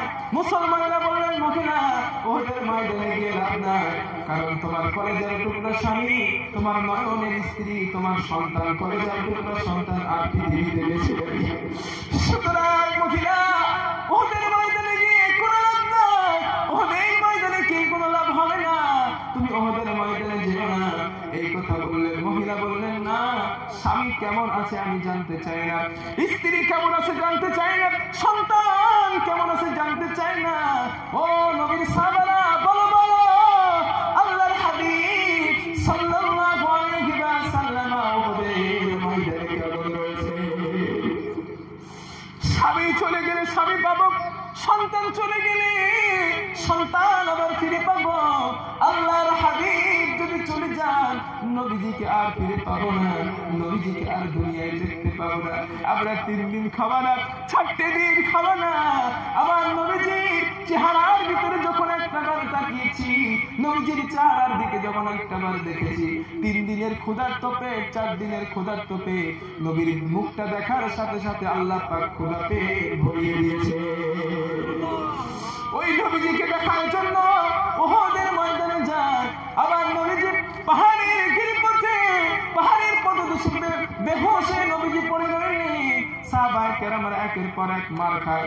যখন সাহাবারা ভিতরে 2 দলে বিভক্ত হয়ে গেল, একটা দল বললেন, আল্লাহর নবী তো পৃথিবীতে আর বেঁচে নাই, কার জন্য জিহাদ করব, কার জন্য আমরা যুদ্ধ করব? আরেকদল সাহাবা বললেন, না, নবীজি যেহেতু শহীদ হয়ে গেছে, আমরা শহীদ হয়ে যাই। এই দুর্বল করার জন্য এই ঘোষণা যখন পাহাড়ের ময়দানে দেওয়া হলো, আল্লাহ রাব্বুল আলামিন জান্নাত থেকে এক প্রকার সাকিনা, প্রশান্তি সাহাবাদের মাঝে অবতীর্ণ করে দিলেন। ওই সাহাবারা 1 সেকেন্ডের প্রশান্তি নিয়ে সাহাবাদের মাঝে আবার বিপ্লব সৃষ্টি হয়ে গেল, আবার জাগ্রত সৃষ্টি হয়ে গেল। রব্বুল আলামিন এই অবস্থা দেখিয়ে কোরআনের আয়াত নাযিল করে সাহাবাদের সন্তুষ্ট দিয়ে বললেন, তাইহিমু ওয়া লা তাহজানু ওয়া আনতুমুল আ'লাউনা ইন কুনতুম মুমিনিন। ও ঈমানদাররা, তোমরা হীনবল হয়ে যেও না, তোমরা দুর্বল হয়ে যেও না। আমি আল্লাহ কথা দিলাম, আমি তোমাদেরকে বিজয় দান করব, আমি তোমাদেরকে ডেভেলপ করব, তোমাদের হাতে বিজয় পতাকা তুলব। ইন কুনতুম মুমিনিন, যদি তোমরা মুমিন হিসেবে পরিচয় দিতে পারো। সুবহানাল্লাহ, লিল্লাহি তাকবীর।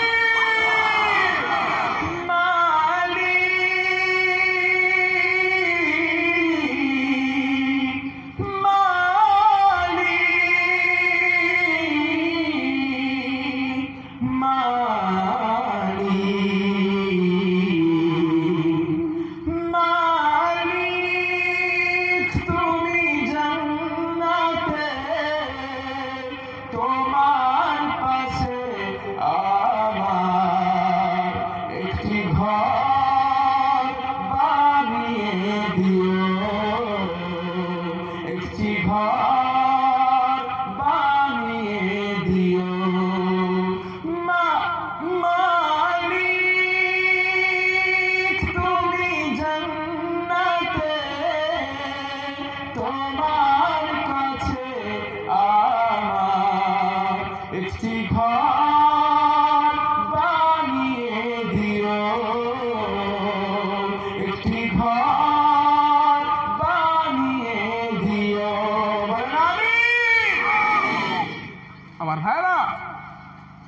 এই আয়াতের প্রেক্ষাপট সাহাবাদেরকে লক্ষ্য করে আল্লাহ বলেছিলেন, সাহাবাদের মাঝে ভুল ছিল কটা? 1 নাম্বার ভুল, আব্দুল্লাহ ইবনে জুবাইরের কথা না শুনে পাহাড়ের গিরিপথ থেকে সম্পদের লোভে সাহাবায়ে কেরাম গিরিপথ ছেড়েছিলেন। কথা ঠিক কিনা? এখান থেকে শিক্ষাটা বার করে দিচ্ছি। দেখেন কেন মার খাচ্ছি সাহাবাদের মতো আমরা, কেন সেই যুগে যে সাহাবারা খেয়েছিল আজকে আমরা কেন খাচ্ছি, আমি প্রমাণ দিয়ে দিচ্ছি, আপনি নিয়ে নেন। 1 নাম্বার ভুল সাহাবাদের ছিল, 1 নাম্বার, আব্দুল্লাহ ইবনে জুবাইর বলেছিলেন, আমি নবীর কাছ থেকে কোনো গ্রিন সিগন্যাল পাই নাই, নবীজি আমাকে এখনো আদেশ করে নাই পাহাড়ের গিরিপথ ছেড়ে দেওয়ার কথা, আমাকে নবীজি এখনো বলে নাই, সুতরাং তোমরা যেও না।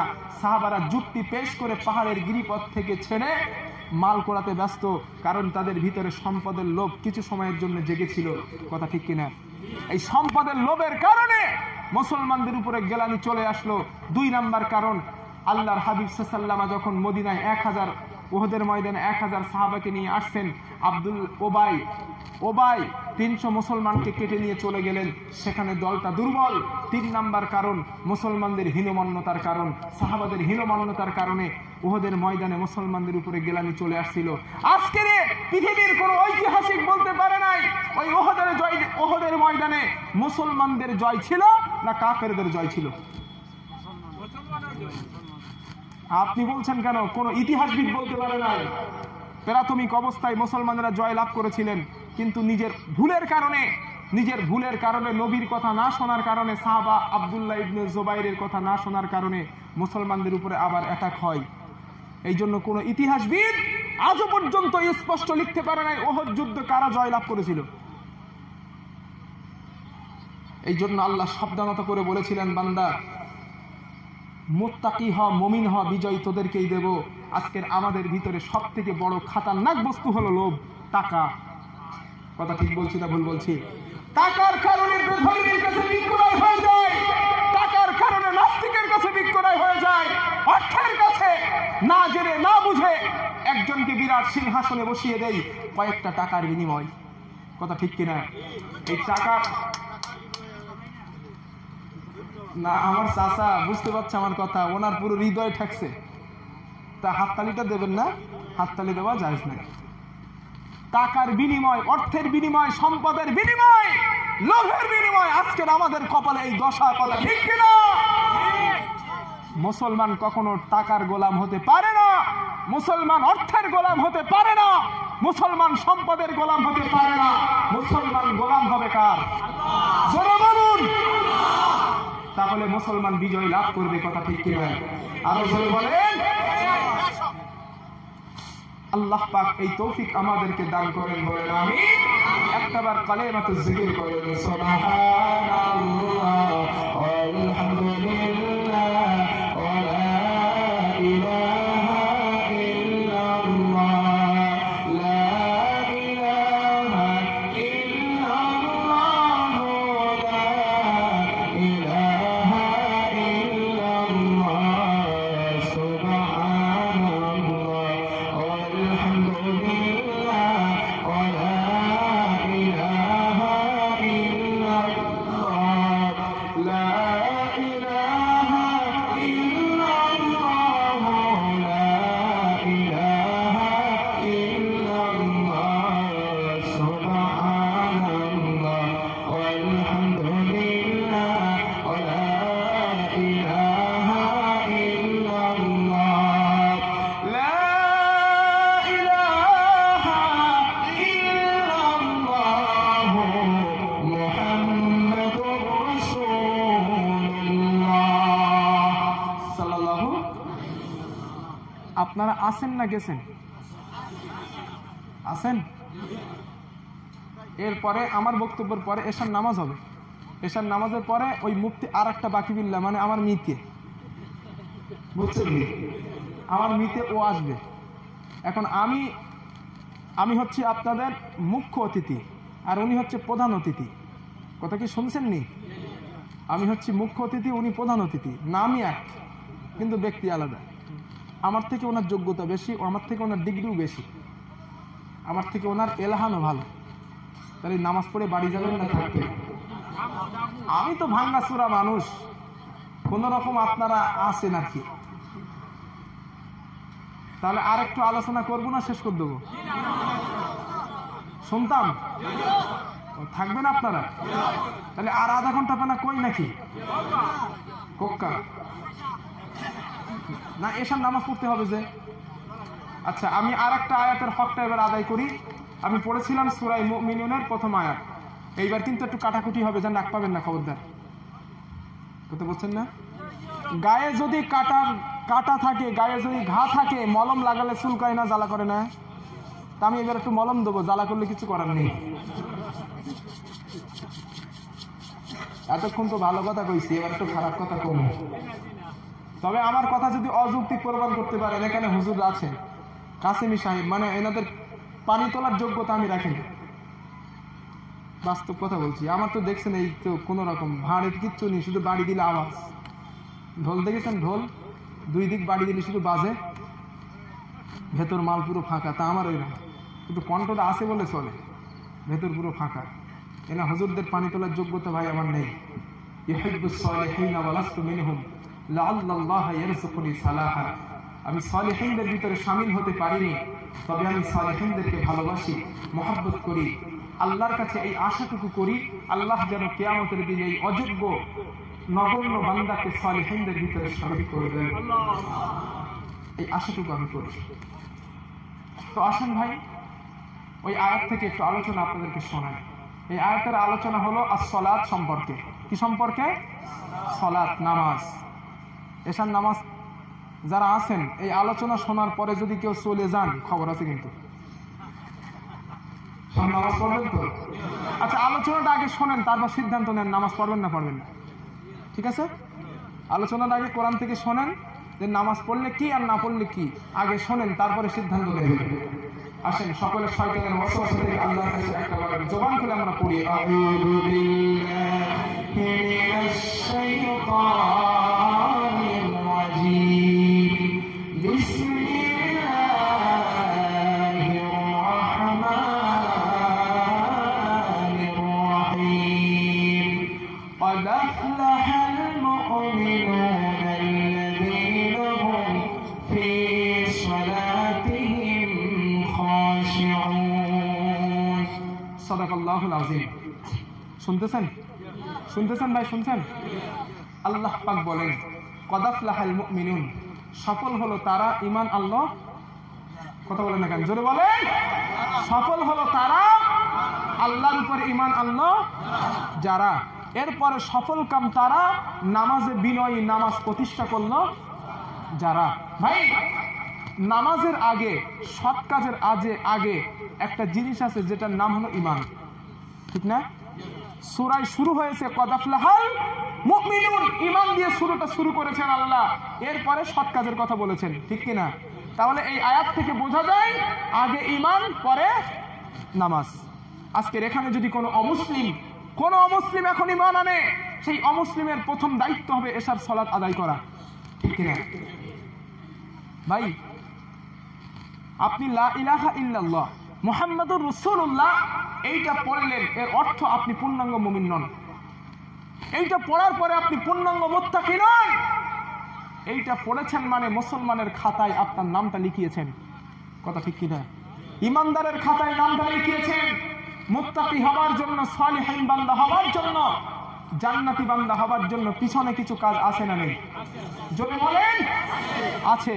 কলেমাটা হলো একটা বাক্স, একটা ফাউন্ডেশন। ভালো করে বোঝেন, একদম সাদা মাঠা আমি বুঝিয়ে দিচ্ছি। কলেমাটা কি? একটা বাক্স।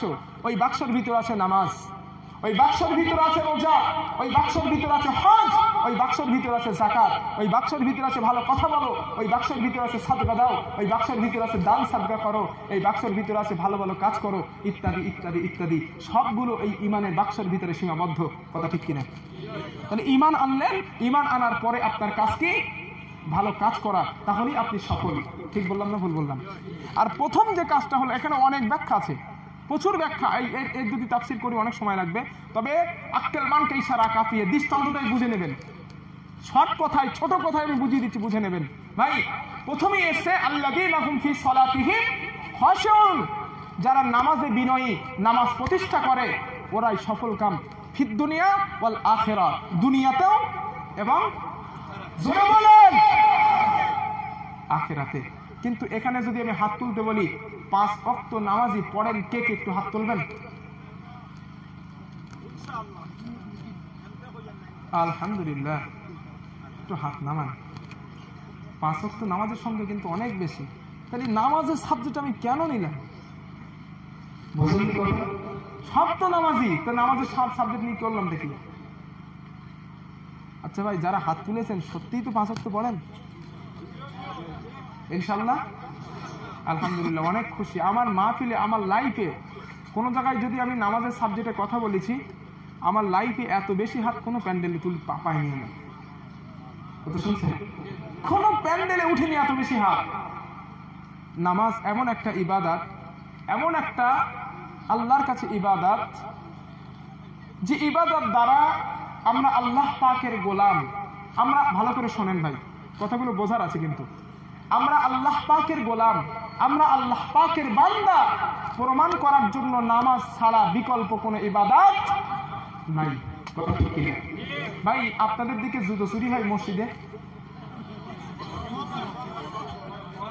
হয় হয়, জুমার দিন জুতো চুরি হয়। নতুন জুতো নিয়ে মসজিদে যাও, হয় না? আলহামদুলিল্লাহ, হয় না। আমাদের কলকাতায় হয়। নতুন জুতো নিয়ে যদি মসজিদে যান, আউট, মহা মুসিবত।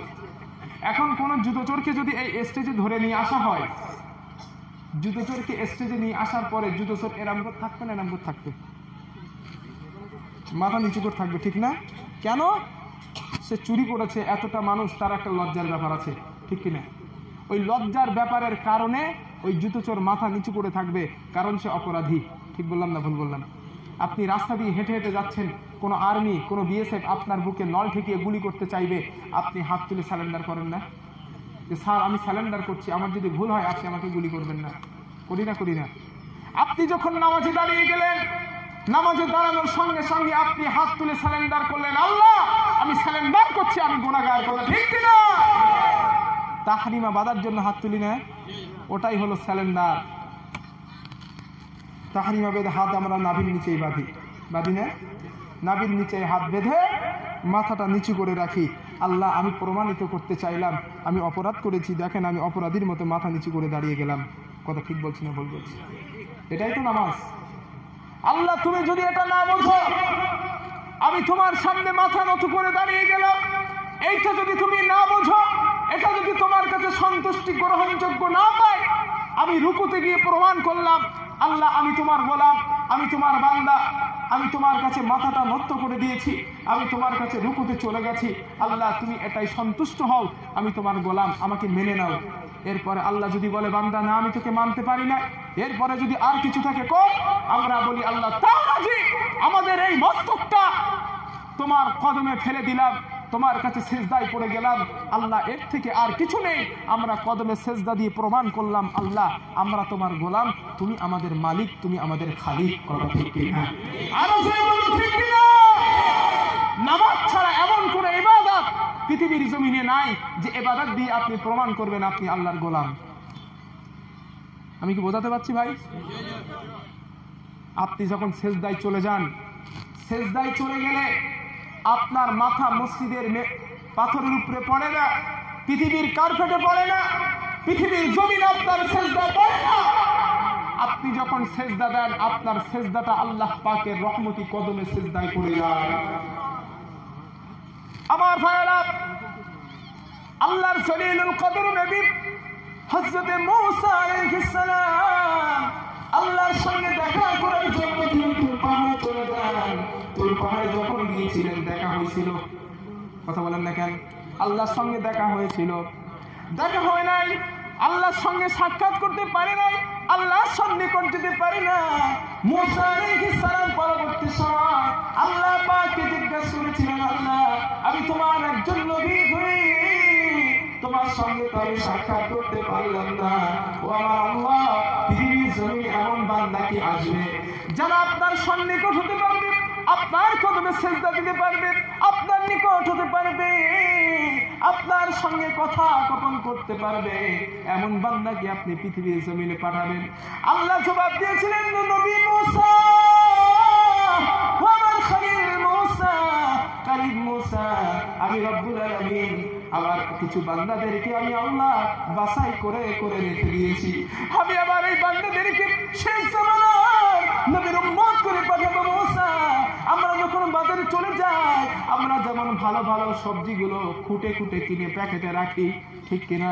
ভালো ভালো ফলগুলো কিনে কিনে আমরা প্যাকেটে রাখি। ঠিক আল্লাহ বললেন, মুসা আমি আমার কিছু বান্দাদেরকে কিনে কিনে বাছাই করে করে প্যাকেটে জমা করে রেখেছি, ঝুড়িতে জমা করে রেখেছি। ওই বান্দাগুলো আমি আমার শেষ জামানা নবীর উম্মত মুহাম্মদ সাল্লাল্লাহু আলাইহি উম্মত করে পৃথিবীর জমিনে পাঠাবো। সুবহানাল্লাহ। আবার বান্দাগুলো যখন নামাজে দাঁড়িয়ে যাবে, আমার বান্দাগুলো যখন সিজদায় দাঁড়িয়ে যাবে, আমার বান্দা সিজদায় যাওয়ার সঙ্গে সঙ্গে আমি আল্লাহ পাক আমার বান্দা আর আমি আল্লাহর মাঝখানে কোনো পর্দা থাকবে না।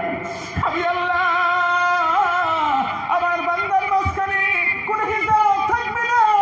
বান্দা যখন সিজদায় চলে যাবে, ওয়াসজুদু ওয়াক্তারিব, বান্দা যখন সিজদায় যায় আল্লাহ পাকের সন্নিকট হয়ে যায়। সুবহানাল্লাহ। লিল্লাহি তাকবীর। আল্লাহর হাবিব সাল্লাল্লাহু আলাইহি বলেছেন, আসসালাতু মি'রাজুল মুমিনিন। ও দুনিয়ার উম্মতের দল, আমি নবীজি আল্লাহর সঙ্গে দেখা করার জন্য মেরাজে গিয়েছিলাম। আমি আল্লাহর সঙ্গে সাক্ষাৎ করার জন্য, কথোপকথন করার জন্য লাউহে মাহফুজে গিয়েছিলাম, আরশে আজিমে গিয়েছিলাম। মেরাজে আমি নবীজি গিয়েছিলাম, কিন্তু না উম্মতেরা না, আল্লাহর সঙ্গে কথা বলার জন্য তোমাদের চৌথ আসমান, পঞ্চম আসমান, সপ্তম আসমানে যাওয়া লাগবে না। তোমরা যখন নামাজে দাঁড়িয়ে যাবা, আল্লাহ পাক তোমার প্রতিটা কথার জবাব দিয়ে থাকেন। সুবহানাল্লাহ। আসসালাতু মি'রাজুল মুমিনিন। মানুষ যখন নামাজে দাঁড়িয়ে যায়, মানুষ যখন সন্নিকট হয়ে যায়, সালাতে যখন দাঁড়িয়ে যায়, নবীজি বলেন মুমিনের নামাজ, মুমিনের সালাত হলো মুমিন বান্দা আর আল্লাহর জন্য মেরাজ। সুবহানাল্লাহ। মুমিন বান্দা সিজদায় যখন পড়ে যায়, সিজদায় যখন চলে যায়, ওই মুমিন বান্দা সিজদায় যাওয়ার সাথে সাথে আল্লাহ রাব্বুল আলামিন বলেন, বান্দা রে তোর কদমটা, তোর মস্তকটা আমি আল্লাহর কদমে যখন পড়ে যায়, গভীর রাত্রে রাত্রি তাহাজ্জুদের নামাজ পড়ে সিজদায় পড়ে আল্লাহর কাছে চাইছেন রব্বুল আলামিন, ও আমার আল্লাহ আমি ঋণগ্রস্ত হয়েছি, আমি ব্যাধিগ্রস্ত হয়েছি, আমি অসুস্থ হয়ে গেছি, আল্লাহ তুমি আমাকে ভালো করে দাও, সুস্থ করে দাও। আল্লাহ পাক ডেকে বলেন, বান্দা শোনো শোনো, আম্মান ইউজিবুল মুত্তারা ইযা দাআহু ওয়া ইয়াকশিফুস সুআ ওয়া ইয়াজআলুকুম খুলাফাআল আরদ। আল্লাহ পাক বলেন, বান্দা আমার কোন বান্দা, মুমিন বান্দা গভীর রাত্রিতে একাকী নির্জনে নিবৃত্তিতে আমার মুমিন বান্দা তাহাজ্জুদের সিজদায় পড়ে, আমি আমার বান্দা যখন আমার কাছে চোখের পানি ছেড়ে দিয়ে খাবে, বান্দা কষ্টে পড়েছে, মুসিবতে পড়েছে, বিপদে পড়েছে, আমার বান্দা পৃথিবীর জমিনে ওই কষ্টের সময়ের ডাক কেউ সাড়া দেয় না। আমার বান্দার কষ্টের সময়ের ডাকে এমপি সাড়া দেয় না, মন্ত্রী সাড়া দেয় না, কোন এমপি বুজুর্গ সাড়া দেয় না। আমার বান্দার কষ্টের সময়ের ডাক আমি রব্বুল আলামিন, আমি আমার বান্দার ডাকের সাড়া দিয়ে থাকি। সুবহানাল্লাহ। ওই বান্দার চোখের পানি নাকের ডগায় আসার সাথে সাথে মহান আল্লাহ পাক ওই বান্দার চোখের পানি নাকের ডগায় আসার সাথে সাথে আল্লাহ রাব্বুল আলামিন ওই বান্দার জীবনের সমস্ত গুনাহগুলো মাফ করে দেন। সুবহানাল্লাহ। লিল্লাহি তাকবীর। তাহলে দোয়া কবুল হয় সিজদায় গিয়ে কাঁদলে, কথা ঠিক কিনা? জোরে বলেন, সিজদায় গিয়ে কাঁদলে দোয়া কবুল হয় না? দোয়া কবুলের বিভিন্ন সময় আছে, আমরা ঘোড়ার ডিম ওগুলো জানি না, ঠিক না? হাবি জাবির সময় দোয়া করি, দোয়া তো কবুল হয় না। দোয়া কবুল হওয়ার সময় আছে, this is the moment, point. এসবগুলো ফলো করতে হবে। সময়ের বাস্তবতা নিজের জীবনে বাস্তবায়ন করতে হবে, সুযোগ খুঁজতে হবে। দোয়া কবুলের সময় 1 নাম্বার সময় নফল নামাজের সেজদা। কিসের সেজদা? নফল নামাজের। ফরজ না সালাতের সেজদা এবার করবেন না, আল্লাহ একটা বউ দরকার, আল্লাহ একটা এটা দরকার, সেটা দরকার। ফরজ সালাতে না, নফল নামাজে করবেন। রাজি আছেন ইনশাআল্লাহ? 1 নাম্বার দোয়া কবুলের সময়। 2 নাম্বার, আকাশ থেকে বৃষ্টি হচ্ছে, বৃষ্টি বর্ষণ হচ্ছে, ওই বৃষ্টির মাঝখানে দাঁড়িয়ে আল্লাহর কাছে দোয়া করলে দোয়া কবুল করেন কে? জোরে বলেন আল্লাহ। 3 নাম্বার, আজান আর ইকামত, এই দুইয়ের মাঝখানে একটা সময় থাকে না? এই সময় দোয়া কবুলের সময়, এই দোয়া ওই সময় দোয়া করলে দোয়া কবুল করেন কে? জোরে বলেন। তাহরিমা বাদলেন আল্লাহু আকবার বলে সানা পড়ার আগে অল্প একটু সময়, এই সময় দোয়া করলে দোয়া কবুল করেন কে? আল্লাহ। জুমার দিন একটা সময় আছে, ওই সময় দোয়া করলে দোয়া কবুল হয়। এই সময়গুলো আমাদের কাজে লাগাতে হবে, আমরা এগুলো জানি না। এই সময়গুলো কাজে লাগান। আপনার সুন্দর স্ত্রী দরকার, আপনার সুস্থতা দরকার, আপনার টাকা দরকার, আপনার পয়সা দরকার, কি দরকার? আল্লাহকে বলেন উদুনি আস্তাজিব লাকুম, আল্লাহরে ডাকবেন, আল্লাহ সাড়া দেবে। সুবহানাল্লাহ। আর জোরে বলেন আল্লাহকে ডাকলেই আল্লাহ সাড়া দেবেন। কথা ঠিক না? তাহলে সব থেকে দোয়া কবুলের ভালো জায়গা কোথায়? দূর মিয়া কথা কয় না, নামাজ নামাজ নামাজ। এই নামাজ তো জনমের কাজা করি। আমার ভাইরা, এই পৃথিবীতে যে ব্যক্তির নামাজ পড়ে না, একদম খোলা মনে বলতেছি আমি, বলো একদম খোলা মনে, স্পষ্ট ভাষায় বলছি, এই পৃথিবীতে মুসলমানের সন্তান হবার পরে যিনি নামাজ পড়ে না উনি মুসলমান না। কথা শুনতেছেন? মান তারাকা সালাতান মুতাআম্মিদান ফাকাদ কাফারা, যে ইচ্ছাকৃতভাবে নামাজ ছেড়ে দেয় সে মুসলমান থাকে। জোরে বলেন না।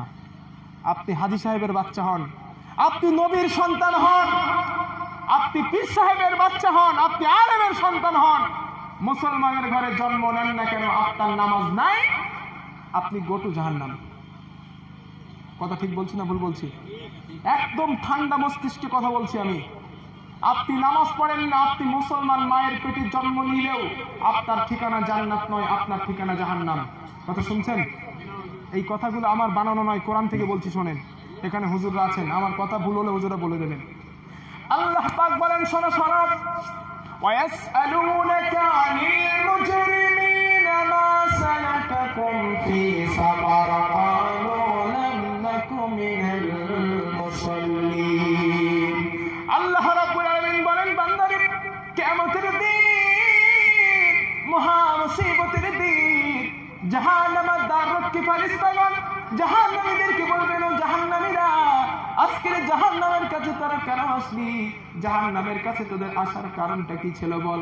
জাহান্নামীরা এক বাক্যে উত্তর দেবেন, ক্বালু লাম নাকু মিনাল মুসাল্লিন। আল্লাহর ফেরেশতারা পৃথিবীর জমিনে আমরা নামাজ পড়ি না, নামাজ আমরা কায়েম করি না, এক নম্বরে আমরা নামাজ ছেড়েছিলাম, এই জন্য আজকের জাহান্নামের ভিতরে এসেছি। নাউজুবিল্লাহ। এই কথাটা আমার না আল্লাহ? এই কথাটা আমি বানিয়ে বলেছি না আল্লাহ বলেছে? নামাজ না পড়লে জাহান্নাম ফতোয়া দিয়েছে কেডা? 2 নাম্বার দলিল, ইয়াউমা ইউখশাফু আন সাকিন ওয়া ইউদাউনা ইলাস সুজুদি ফালা ইয়াস্তাতিউন খাশিআতান আবসারুহুম তারহাকুহুম যিল্লাহ। আল্লাহ দেখে বলে, গোলাম, কিয়ামতের দিন তোমরা আমি আল্লাহকে সিজদা দিয়েছো, আমি আল্লাহর সামনে মাথা নত করেছো, আমি আল্লাহর জন্য তোমরা নামাজ পড়েছো। আজকের এই কিয়ামতের দিন আমি আল্লাহর সামনে তোমরা সিজদা দাও, আমি আল্লাহর সামনে মাথা নত করো। এই পৃথিবীর জমিনে যারা আল্লাহকে সিজদা দিয়েছে, পৌষ মাসে কনকনে ঠান্ডায় উঁচু করে ফজরের নামাজে দাঁড়িয়ে গিয়েছে, ওই সব মানুষেরা আল্লাহর সামনে সিজদায় পড়ে যাবে, আল্লাহর সামনে তাদের মস্তকটা ঝুঁকিয়ে দেবে, আল্লাহর সামনে তারা সিজদায় পড়ে যাবে। আর যারা পৃথিবীর জমিনে নামাজ পড়ে নাই, নামাজ কায়েম যারা করে নাই, পৃথিবীর জমিনে যারা নামাজ প্রতিষ্ঠা করে না, ওই সব মানুষেরা আল্লাহকে সিজদা দিতে পারবে না। 2টো বর্ণনা পাওয়া যায়। একটা বর্ণনা ওদের মেরুদণ্ডে হাড় কাটকাট হয়ে যাবে, আল্লাহকে সিজদা দিতে পারবে না। 2 বর্ণনা, ওই মানুষগুলো যখন সামনে ঝুঁকতে যাবে, পিছনের দিকে তারা ঝুঁকে যাবে। আল্লাহ বলেন ওদের অবস্থা কি হবে শোনো, খাশিআতান আবসারুহুম তারহাকুহুম যিল্লাহ। আল্লাহ পাক বলেন ওদের দৃষ্টি শক্তি নিচু হয়ে যাবে, লাঞ্ছনা অবস্থায় আমি আল্লাহ পাক ওই সব সব বেনামাজিদেরকে আমি আল্লাহ আমার কঠিন জাহান্নামে নিক্ষেপ করে দেব। নাউযুবিল্লাহ। এই ফতোয়াটা দিয়েছেন কেডা? আল্লাহ। জোরে বলেন। তাহলে নামাজ না পড়লে জাহান্নাম আমি বলেছি না আল্লাহ বলেছে? আল্লাহ। 3 নাম্বার আর একটা দলিল নেবেন? কথা বলেন। নামাজ না পড়লে জাহান্নাম, আর একটা দলিল নেবেন? এটা হাদিস থেকে বলতেছি, কোরআন থেকে না। দুটো তো কোরআন থেকে দিয়েছে, এবার এইটা হাদিস থেকে শুনেন। ভাই আপনারা কষ্ট পাচ্ছেন? আপনারা বিরক্ত হচ্ছেন? যারা নামাজ পড়ে না ওকে কিন্তু ঠ্যাক পাইছে। হুজুর আপনি তো কাজের কথা ধরছেন গো, কথা শুনছেন নি? যারা নামাজ পড়ে না ওদের তো খারাপ লাগবে যে আমাদের তো জাহান্নামী বানাই দিছে গো। কলকাতার থেকে টাকা খরচ করে হুজুর আনছে জাহান্নামী বানানোর জন্য। হ্যাঁ ভাই, জাহান্নামী আমি বানাচ্ছি না, জাহান্নামী আল্লাহ বানাইছেন। কথা ঠিক কিনা? আচ্ছা ভাই, এই যে কথাগুলো বলছি এটা আমার যুক্তি না আল্লাহর যুক্তি? জোরে বলুন। 3 নাম্বার আর একটা দলিল নেন হাদিস থেকে। ভাই কবরে প্রশ্ন হবে কটা? ঠিক করে বলেন। ঘোড়ার ডিম। ঠিক করবেন না? হচ্ছে না। কবরে মুমিনের প্রশ্ন হবে 5টা, আর কাফেরের প্রশ্ন হবে 4টে। আজকে চিন্তা করতেছেন কি হুজুর নিয়ে আসলাম গো, 3টে প্রশ্নের জবাব দিতে তাই ভয় লাগে, আর আজকে নিয়ে এসে 5টা করে গেল। হ্যাঁ আমি করি নাই, নবীজি করেছেন। শোনেন, হাদিস থেকে প্রমাণ করে দিচ্ছে নামাজ না পড়লে আপনি জাহান্নামী। নামাজ না পড়লে জাহান্নামী, হাদিস থেকে স্পষ্ট প্রমাণ করে দিচ্ছি। ভাই আপনি যদি রাত 12টার সময় মারা যান, ভালো করে শোনেন, পেস লাগা কথা কিন্তু ভালো করে শোনেন, রাত 12টায় মারা যান অথবা রাত 3টায় মারা যান, আপনার কবর যদি সকালবেলা হয়, আপনার কবর যদি রাত 10টায় হয়, আপনার কবর যদি ফজরের সময় হয়, ফারিস্তা আপনার মানুষ, আপনার পৃথিবীর মানুষ আপনাকে মাটি দিয়ে 40 কদম দূরে যাওয়ার পরে 2 জন ফারিস্তা আপনার কবরে আসবে না আসবে না? জোরে বলেন। নাম কি? মুনকি নাকি? হ্যাঁ হ্যাঁ মুনকি নাকি? এখানে 2 জন ফারিস্তা, একজনের নাম মুনকার আর একজনের নাম নাকির। মুনকি নাকি মুনকি নাকি নামটাও ঠিক করে কইতে পারবেন। মুনকার আর নাকির চির অপরিচিত। এই শব্দের অর্থ হলো চির অপরিচিত। আমরা ওদেরকে চিনি না, আমরা ওদের জানি না, ওদের সম্পর্কে কোনো ধারণা রাখি না। আল্লাহর হাবিব ওদের স্ট্রাকচারের বর্ণনা দিয়েছে। নবীজি বলেছেন মুনকার আর নাকির ওদের এত ভয়ানক দেহ হবে, চেহারা হবে।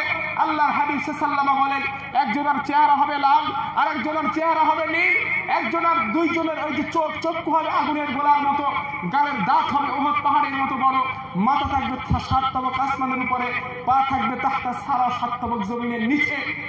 একজন হবে কানা, চোখে দেখে না, আর একজন হবে কালা, কানে শোনে না, চক্ষু দিয়ে শরীর দিয়ে দুর্গন্ধ বার হচ্ছে।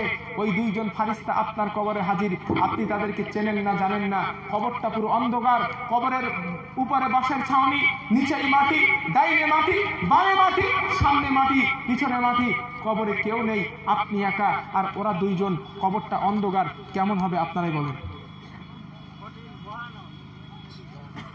যাই তাই ভয়ানক। অমাবস্যার রাত্রে একা একা যাত পারিনি ভয়তে, ঠিক না? আরে ভাই আমি যখন রাত্রি জলসা করে ফিরি, কখনো রাত 2-3টে বেজে যায়, তখন ভয় লাগে ফাঁকা জায়গায়, আল্লাহ কেউ যদি ধরে, আল্লাহ কেউ যদি ধরে। কারণ রাত্রির কেউ নেই, পুরো 4-5 কিলোমিটার ফাঁকা, 7 কিলোমিটার ফাঁকা জায়গা, ঘর বাড়ি কিচ্ছু নেই, শুধু গাছগাছালি। ওখানে আমার যদি কেউ ধরে, আমার কিচ্ছু করার নেই, সেখানে আমার ভয় লাগে। আর কবরে আমার কেউ নেই, আমি পুরো একা, আমি পুরো এতিম। 2 জন এত ভয়ানক ফারিস্তা আমার সামনে দাঁড়ানো প্রশ্নের জন্য, তখন কেরম হবে ভাই? এখানে আপনার মোস্তানি চলবে না, এখানে চলবে আপনার ইমানি শক্তি। কথা ঠিক কিনা? 1 নম্বরে ফারিস্তা উঠে যখন আপনাকে প্রশ্ন করবেন, আপনাকে কবরে তুলবেন, তোলার সঙ্গে সঙ্গে আপনি পশ্চিম দিকে দেখতে পাবেন সূর্যটা যেন ডুবে যায়, আসরে রক্ত চলে যায়, আসরে রক্ত চলে যাচ্ছে, মাগরিবের সময় হয়ে আসছে। এই পৃথিবীর জমিনে যারা আল্লাহকে সিজদা দিয়েছে, এই পৃথিবীর জমিনে যারা আটত্তর নামাজ কাজে করে নাই, এই পৃথিবীর জমিনে যারা আল্লাহর কাছে মস্তক ঝুঁকিয়েছে, এক অর্থ জামাতে নামাজ আদায় যারা কাজে করে নাই, ওইসব মানুষেরা যখন দেখতে পাবে পশ্চিম দিকে সূর্যটা ডুবে যাচ্ছে, পশ্চিম দিকে সূর্যটা চলে যাচ্ছে, আসরে রক্ত চলে যাচ্ছে, ফারিস্তাদেরকে বলবেন দাউনি উসাল্লি, সরে যা, আমাকে আগে নামাজ পড়তে দে, তারপরে তোরা আমার সঙ্গে কথা বল, কারণ আসরে রক্তটা চলে যাচ্ছে, আমি দেখতে পাচ্ছি। এই কথা বলার সঙ্গে সঙ্গে ফারিস্তা বলবেন ও আল্লাহর বান্দা, এটা আলামে বারজাক, এটা কবর জগৎ, এখানে তোমার নামাজ নেই, তুমি কবরে চলে এসেছো। আপনারাই বলেন, ওই বান্দা যখন নামাজের জন্য তাড়াহুড়া করবে, ফারিস্তার কি বুঝতে বাকি থাকবে যে এ আল্লাহর অরিজিনাল বান্দা না ডুপ্লিকেট? কথা বলেন। এই পৃথিবীতে এক কোয়ালিটির নামাজি পাবেন যারা ওক্তীয় নামাজে মসজিদে যায় না, জুমার নামাজে ভরপুর। কথা বলেন না কেন? জোরে বলেন। ওক্তীয় নামাজে এক কাতার লোক হয় না, আর জুমার নামাজে মসজিদে জায়গা হয় না। কথা ঠিক বলছি না ভুল বলছি? যারা ওক্তীয় নামাজ পড়ে না, শুধু জুমা পড়তে যায়, ওরা আল্লাহর সঙ্গে সিটিংবাজি করতে যায়। হাসতেছেন কে? ফতোয়ায়ে আলমগীরির ভিতরে লেখা হয়েছে, কোন মানুষ আসরের সালাত আদায় করে নাই, মাগরিবের সালাত আদায় করেছে, আসরের সালাত কাজা আছে, তার মাগরিবের ফরজ সালাত হবে না। কথা শুনছেন? সারা সপ্তাহ নামাজ পড়েননি, জুমার নামাজের দিন, জুমার দিন পরিষ্কার জামা পরে, আতর মেখে, সেন্ট মেখে মসজিদের ফাঁস কাটারি গিয়ে বসেছেন নামাজের জন্য, আপনার নামাজ ঘোড়ার কচু হবে। কথা শুনছেন? আপনার নামাজ ঘোড়ার ডিম হবে। এই জুমা মার্কা নামাজি কবরে ঢোকার পরে কি করবে? ওর তো আসরের নামাজ পড়ার অভ্যাস ছিল না, ওর জুমার নামাজ পড়ার অভ্যাস, ও শুধু কবরে ঢুকে জুমা খুঁজবে। কথা বলে, ও কবরে ঢুকে জুমা খুঁজবে, কারণ ও তো জুমা পড়ার অভ্যাস ছিল, ঠিক না? আর যারা 5 ওয়াক্ত সালাত পড়ার, নামাজ পড়ার অভ্যাস ছিল, ওরা ফারিস্তাদেরকে বলবেন, দাউনি উসাল্লি, সরে যাও, আমাকে নামাজ পড়তে দে, আবার নামাজ আগে পড়া হোক, পরে আমার কাছে তোরা প্রশ্ন করিস। সুবহানাল্লাহ, জোরে বলুন। এই 1 নাম্বার প্রশ্নের সম্মুখীন, এটা হলো সাইকোলজিস্ট টেস্ট। কি টেস্ট? Psychologist test. এই টেস্ট আল্লাহ পাক আপনাকে নিজে করবেন। কথা ঠিক কিনা? এই সাইকোলজিস্ট টেস্টটা হলোই নামাজ। নামাজে কিয়ামতের আগে হলো নামাজ, ঠিক কিনা? বিচারের প্রথম নবীজি বলেন, সর্বপ্রথম হিসাব নেওয়া হবে কিসের? নামাজের। কবরের প্রথম হিসাব হলো নামাজের। কথা ঠিক কিনা? যেই ব্যক্তি 5 ওয়াক্ত নামাজি, সেই ব্যক্তি বলবেন, দাউনি উসাল্লি, সরে যা, নামাজ পড়ি। ফারিস্তা বলবে, বেটা আর নামাজ পড়া লাগবে না রে, তুই অনেক পড়ছিস, নামাজ অনেক পড়েছিস, আর দরকার নাই, এবার প্রশ্নের উত্তর দে। কি উত্তর? বল কি উত্তর? কি উত্তর জানতে চাস? ফারিস্তা বলবেন, মান রব্বুক, তোর রব কেডা? আল্লাহর বান্দা বলবে, তুমি বোঝো না আমি কার জন্য নামাজ পড়তে যাচ্ছিলাম রে? নামাজ পড়তে যাচ্ছিলাম আমি কার জন্য? যার জন্য নামাজ পড়তে যাচ্ছিলাম তিনি হলেন আমার রব, আমার আল্লাহ। সুবহানাল্লাহ। এখানে নামাজের সম্পর্ক আছে না নেই? দ্বিতীয় নম্বর, ফারিস্তা জিজ্ঞেস করবেন, তুই কোন ধর্মের উপরে ছিলি? আল্লাহর বান্দা বলবে, তুমি পাকামো করার জায়গা পাও না? কোন ধর্মের উপরে ছিলাম আমরা জিগাও। এই পৃথিবীতে যত ধর্ম আছে, কোন ধর্মের ভিতরে নামাজ নাই, একটা ধর্মের ভিতরে নামাজ আছে। এই ধর্মের নাম কি? আল্লাহর বান্দা বলবে, বোঝো না আমি নামাজের জন্য দৌড়াচ্ছিলাম কেন? বোঝো না আমি কোন ধর্মের মাল? সুবহানাল্লাহ বলে। মানে এখানে নামাজের সম্পর্ক আছে না নেই? ভাই আমি কিন্তু বাংলা ভাষায় বোঝাচ্ছি আপনার নামাজ কতটা গুরুত্বপূর্ণ, এটাই বুঝিয়ে দিচ্ছি। হয়তো এই কথাগুলো কিন্তু হাদিসে নেই, আমি কিন্তু এটা বেশ কি বলতেছি বোঝার জন্য আর কি। আল্লাহর ফারিস্তা বান্দা বলবেন, নামাজ ইসলামের ভিতরে আছে, আমার ধর্মের নাম হচ্ছে ইসলাম। সুবহানাল্লাহ। 3 নাম্বার, 4 নম্বরে প্রশ্ন করবেন আল্লাহর বান্দা, নবীকে দেখানো হবে আর বলা হবে, এই ব্যক্তি সম্পর্কে তোর ধারণা কি? একে তুই চিনিস? আল্লাহর মুমিন বান্দা বলবেন, হাযা নবিয়্যুনা আলাইহিস সালাম, ইনি আমার নবী, আমার আখিরি জামানার পয়গম্বর নবী মুহাম্মদুর রাসূলুল্লাহ সাল্লাল্লাহু আলাইহি ওয়াসাল্লাম। ফারিস্তা এই 4টে প্রশ্ন শোনার পরেই ওকে বলবে, আল্লাহর বান্দা তুই যে চমৎকার জবাবটা দিলি, এই জবাবগুলো তুই পেয়েছিস কোন? একটু কবি আমার গা। সুবহানাল্লাহ। যে চ্যাম্পিয়ন জবাব, প্রশ্নের জবাব তুই আমাদেরকে দিয়েছিস, সুন্দর উত্তর তুই দিয়েছিস, এই উত্তরগুলো তুই শিখেছিস কোথা থেকে আমাদেরকে একটু বল। আমাদের পৃথিবীতে কোনো ভালো ছাত্র যদি স্কুলে ভালো প্রশ্নের উত্তর দেয়, স্যারেরা তাকে জিজ্ঞাসা করে, এ বেটা তুই ছোট মানুষ, এত সুন্দর জবাব কি করে শিখলি? কথা ঠিক কিনা? বলে না? বলে। ঠিক একইভাবে কবরে আল্লাহর ফারিস্তারা বলবেন, আল্লাহর বান্দারে তুই যে এত সুন্দর প্রশ্নের জবাব দিয়েছিস, শিখেছিস কোথা থেকে? আল্লাহর বান্দা বলবেন, এই প্রশ্নের জবাব আমি গীতা থেকে শিখে নাই, এই প্রশ্নের জবাব জিন্দা বেস্তা থেকে শিখে নাই, এই প্রশ্নের জবাব ত্রিপিটক থেকে শিখে নাই, এই প্রশ্নের জবাব ইংলিশ কিতাব থেকে শিখে নাই, এই প্রশ্নের জবাব হিন্দি কিতাব থেকে শিখে নাই, এই প্রশ্নের জবাব শিখেছি আমি আল্লাহর কোরআন থেকে। জোরে বলুন। তাহলে এখানে নামাজ আর কোরআনের সম্পর্ক আছে না নাই? জোরে বলেন। প্রশ্ন কটা হলো? হ্যাঁ, 5টা। তাহলে আজকে বুঝেছেন তো কটা প্রশ্ন হবে? হুর 7টা করে, 5টা। আর কাফেরদের কটা? 4টে। এটা শুনবেন না? শুনে বলে যায় না তো আর বেজার লাগবেন। আমি চলে যাওয়ার পরে সমালোচনার ঝড় উঠতে, ওই বাকি বিল্লা কিচ্ছু জান না, উল্টো পাল্টা বলে গেছে, ঠিক না? 4 নম্বরে শোনেন, কাফেররা যখন, যারা পৃথিবীতে নামাজ পড়তো না আর কি, এইবার মাল ধরা খাবে। দেখেন, যারা নামাজ পড়তো না ওরা কবরে উঠবে, যখন দেখবে আসরের নামাজ চলে যাচ্ছে। ওর তো নামাজ পড়ার অভ্যাস ছিল না। যখন আসরের আজান হতো, মসজিদে আজান হতো, ও চায়ের দোকানে বসে এক হাতে, বাঁ হাতে 4 গ্লাস আর ডান হাতে বিড়ি টানবে, ফু দিয়ে দেখবে ফু যায় কদ্দূর আছে না, আসরে রক্ত চলে যায়। ওর তো ধান্দা নেই পৃথিবীতে নামাজ পড়া। পৃথিবীতে যার যে অভ্যাস নেই সে কবরে গিয়েও সেটা করবে না। একটা বাসের কন্ট্রাক্টর, ও সারা রাত কন্ট্রাক্টারি করে বাড়ি এসে ঘুমাচ্ছে বিবির পাশে, রাত্রে ঘুমের ঘুরে বলছে ডাইনে যাও বাঁয়ে যাও, ডাইনে যাও বাঁয়ে যাও, বলে না কন্ট্রাক্টরে? না, ডাইনে যাও বাঁয়ে যাও বলে না? বলে। এখন স্ত্রীর গেছে ঘুম ভেঙে, বলে ও গো এটা তোমার বেডরুম, এটা তোমার বাস না, তুমি এখানে ডাইনে যাও বাঁয়ে যাও বলো কেন? বলে স্ত্রী আমার সারাটা দিন এই ডাইনে যাও বাঁয়ে যাও বলেছি তো, এই জন্য এখন ঘুমের ঘুরে ওই ডাইনে যাও বাঁয়ে যাও। এটার অর্থ হলো এটাই, ওটা ওর অভ্যাস ছিল সারাটা দিনের, এই জন্য ওর ঘুমের ঘরে ওই কথাটা চলে আসছে, ডাইনে যাও বাঁয়ে যাও। সারাটা দিনে 5 ওয়াক্ত সালাত আল্লাহ দান করলেন। 5 ওয়াক্ত সালাত যদি আপনি পড়তে পারেন, 5 ওয়াক্ত সালাত যদি আপনি কায়েম করতে পারেন, এই আসরের নামাজ পড়ে অথবা মাগরিব পড়ে এসা পড়ে যদি মারা যান, কবরে যাওয়ার পরে পরের অর্থের অভ্যাস আপনার ছিল না? ছিল না? জোরে বলেন। যদি থাকে, আপনি দেখতে পাবেন আসরের সময় ডুবে যাচ্ছে, আসরের সময় ডুবে যায়, আপনার মনে হবে জোহর পড়েছি যেন এবার আসরটা পড়তে হবে। এই জন্যই মুমিন বান্দা, নামাজি বান্দা বলবেন দাউনি ওসল্লি। আর কাফের বান্দা যারা নামাজ পড়তো না, ওই সব টাক্কা মালেরা যারা বিড়ি টানে আর মদ খায়, শুধু গাঁজা খায়, নামাজ কালাম পড়ে না, শুধু তাস খেলে আর বিড়ি খায়, ওই সব মালেরা বলবে সূর্য যায় যাক গে যা, পৃথিবীতেও পড়তুম না, এখনো পড়বো না, কি করবি কর। ঠিক কিনা? পৃথিবীতে নামাজ তো পড়িনি, এখনো আসরের সময় চলে যায় যাক গে যা, কি করবি কর, নামাজ আমি পড়তাম না। এখন বলেন ঘুষি আছে না নেই? মা আছে না নেই? মানে 1 নম্বরে ফারিস্তা বুঝতে পারবে আল্লাহ চিটিংবাজ বান্দা, ঠিক কিনা ভাই? আমি কি বোঝাতে পারছি? 1 নম্বরে ফারিস্তা বুঝে ফেলবে আল্লাহর অরিজিনাল বান্দা নয়, এ আল্লাহ ডুপ্লিকেট বান্দা, এ আল্লাহ চিটিংবাজ বান্দা। 2 নম্বরে জিজ্ঞাসা করবেন মান রব্বুক, তোর রব কেডা? বলবে লা আদরি, জানি না। ফারিস্তার মেজাজ গরম না ঠান্ডা? শালা বেয়াদব, যে আল্লাহ তোরে বানাইলো সেই আল্লাহর রব কেডা তুই জানিস না? দাঁড়া, এখন আল্লাহর হুকুম 3টে প্রশ্ন করবি, তারপরে জিজ্ঞাসা করবে তুই কোন ধর্মের উপরে ছিলি? সে বলবে লা আদরি, জানি না। তাই ঠিক আছে। 3 নম্বর তোর নবী কেডা? তাও বলবে লা আদরি, জানি না। এখন বাকি আছে কোনটা? বাকি আছে কোনটা? মা। ওর কাছে 5 নম্বর জিজ্ঞেস করবে না তুই এই চমৎকার জবাব শিখছিস কোন থেকে?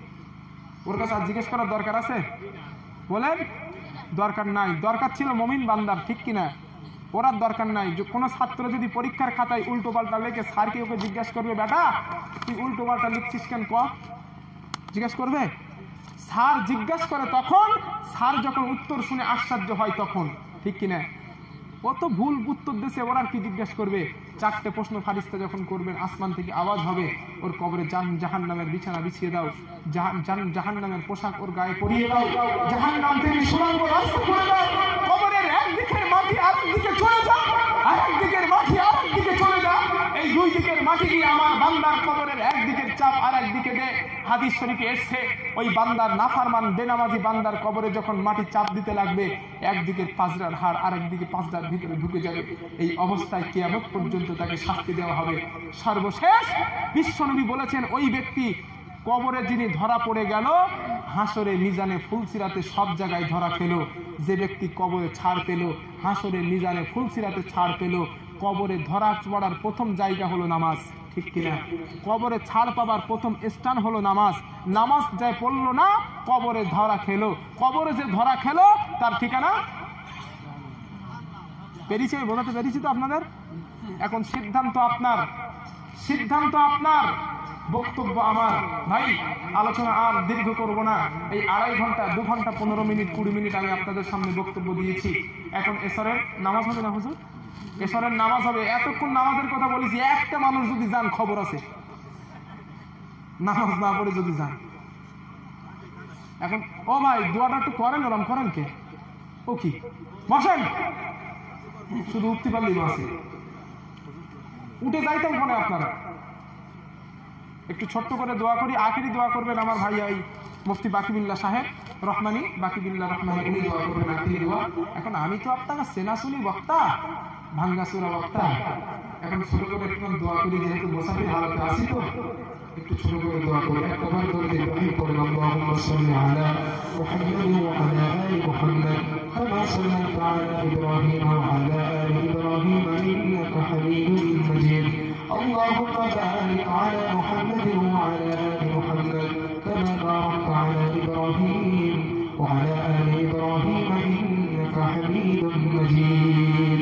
اللهم بارك على محمد وعلى آل محمد كما باركت على إبراهيم وعلى آل إبراهيم إنك حميد مجيد. اللهم آمين. ربنا ظلمنا أنفسنا وإن لم تغفر لنا وترحمنا لنكونن من الخاسرين. ربنا آتنا في الدنيا حسنة وفي الآخرة حسنة وقنا عذاب النار وأدخلنا الجنة مع الأبرار يا عزيز يا غفار يا رب العالمين. رب العالمين আমরা সকলে গুনাহগার কথাকার সিয়াকার বানাই তোমার দরবারে দুটি করে গুনাহগার হাত উত্তোলন করেছি। মেহেরবানি করে তুমি আমাদেরকে মাফ করে দাও আল্লাহ, তুমি আমাদেরকে ক্ষমা করে দাও, আমাদেরকে তুমি মাফ করে দাও। রব্বুল আলামিন কিয়ামতের দিন এই মাহফিলের ওসিলায় আমাদেরকে জান্নাত নসিব করে দিও আল্লাহ। এই মাহফিলটাকে তুমি কবুল করে নাও, মাহফিল যারা দিয়েছে যুবক ভাইদেরকে তুমি কবুল করে নাও আল্লাহ, ওদের কষ্টগুলো কবুল করে নাও আল্লাহ, আল্লাহ ওদের পরিশ্রমগুলো তুমি কবুল করে নাও আল্লাহ, ইসলামের জন্য ওদেরকে কবুল করে নাও আল্লাহ, ওদেরকে 5 ওয়াক্ত নামাজি বানিয়ে দাও। যত মানুষ এখানে আছি সবাইকে নামাজি মুত্তাকি বানিয়ে দাও আল্লাহ। আমার মা বোন যারা এসেছেন সকলকে পর্দানিশী বানিয়ে দাও, সকলের মনের নেক আশা উদ্দেশ্যকে তুমি পূর্ণ করে দাও আল্লাহ।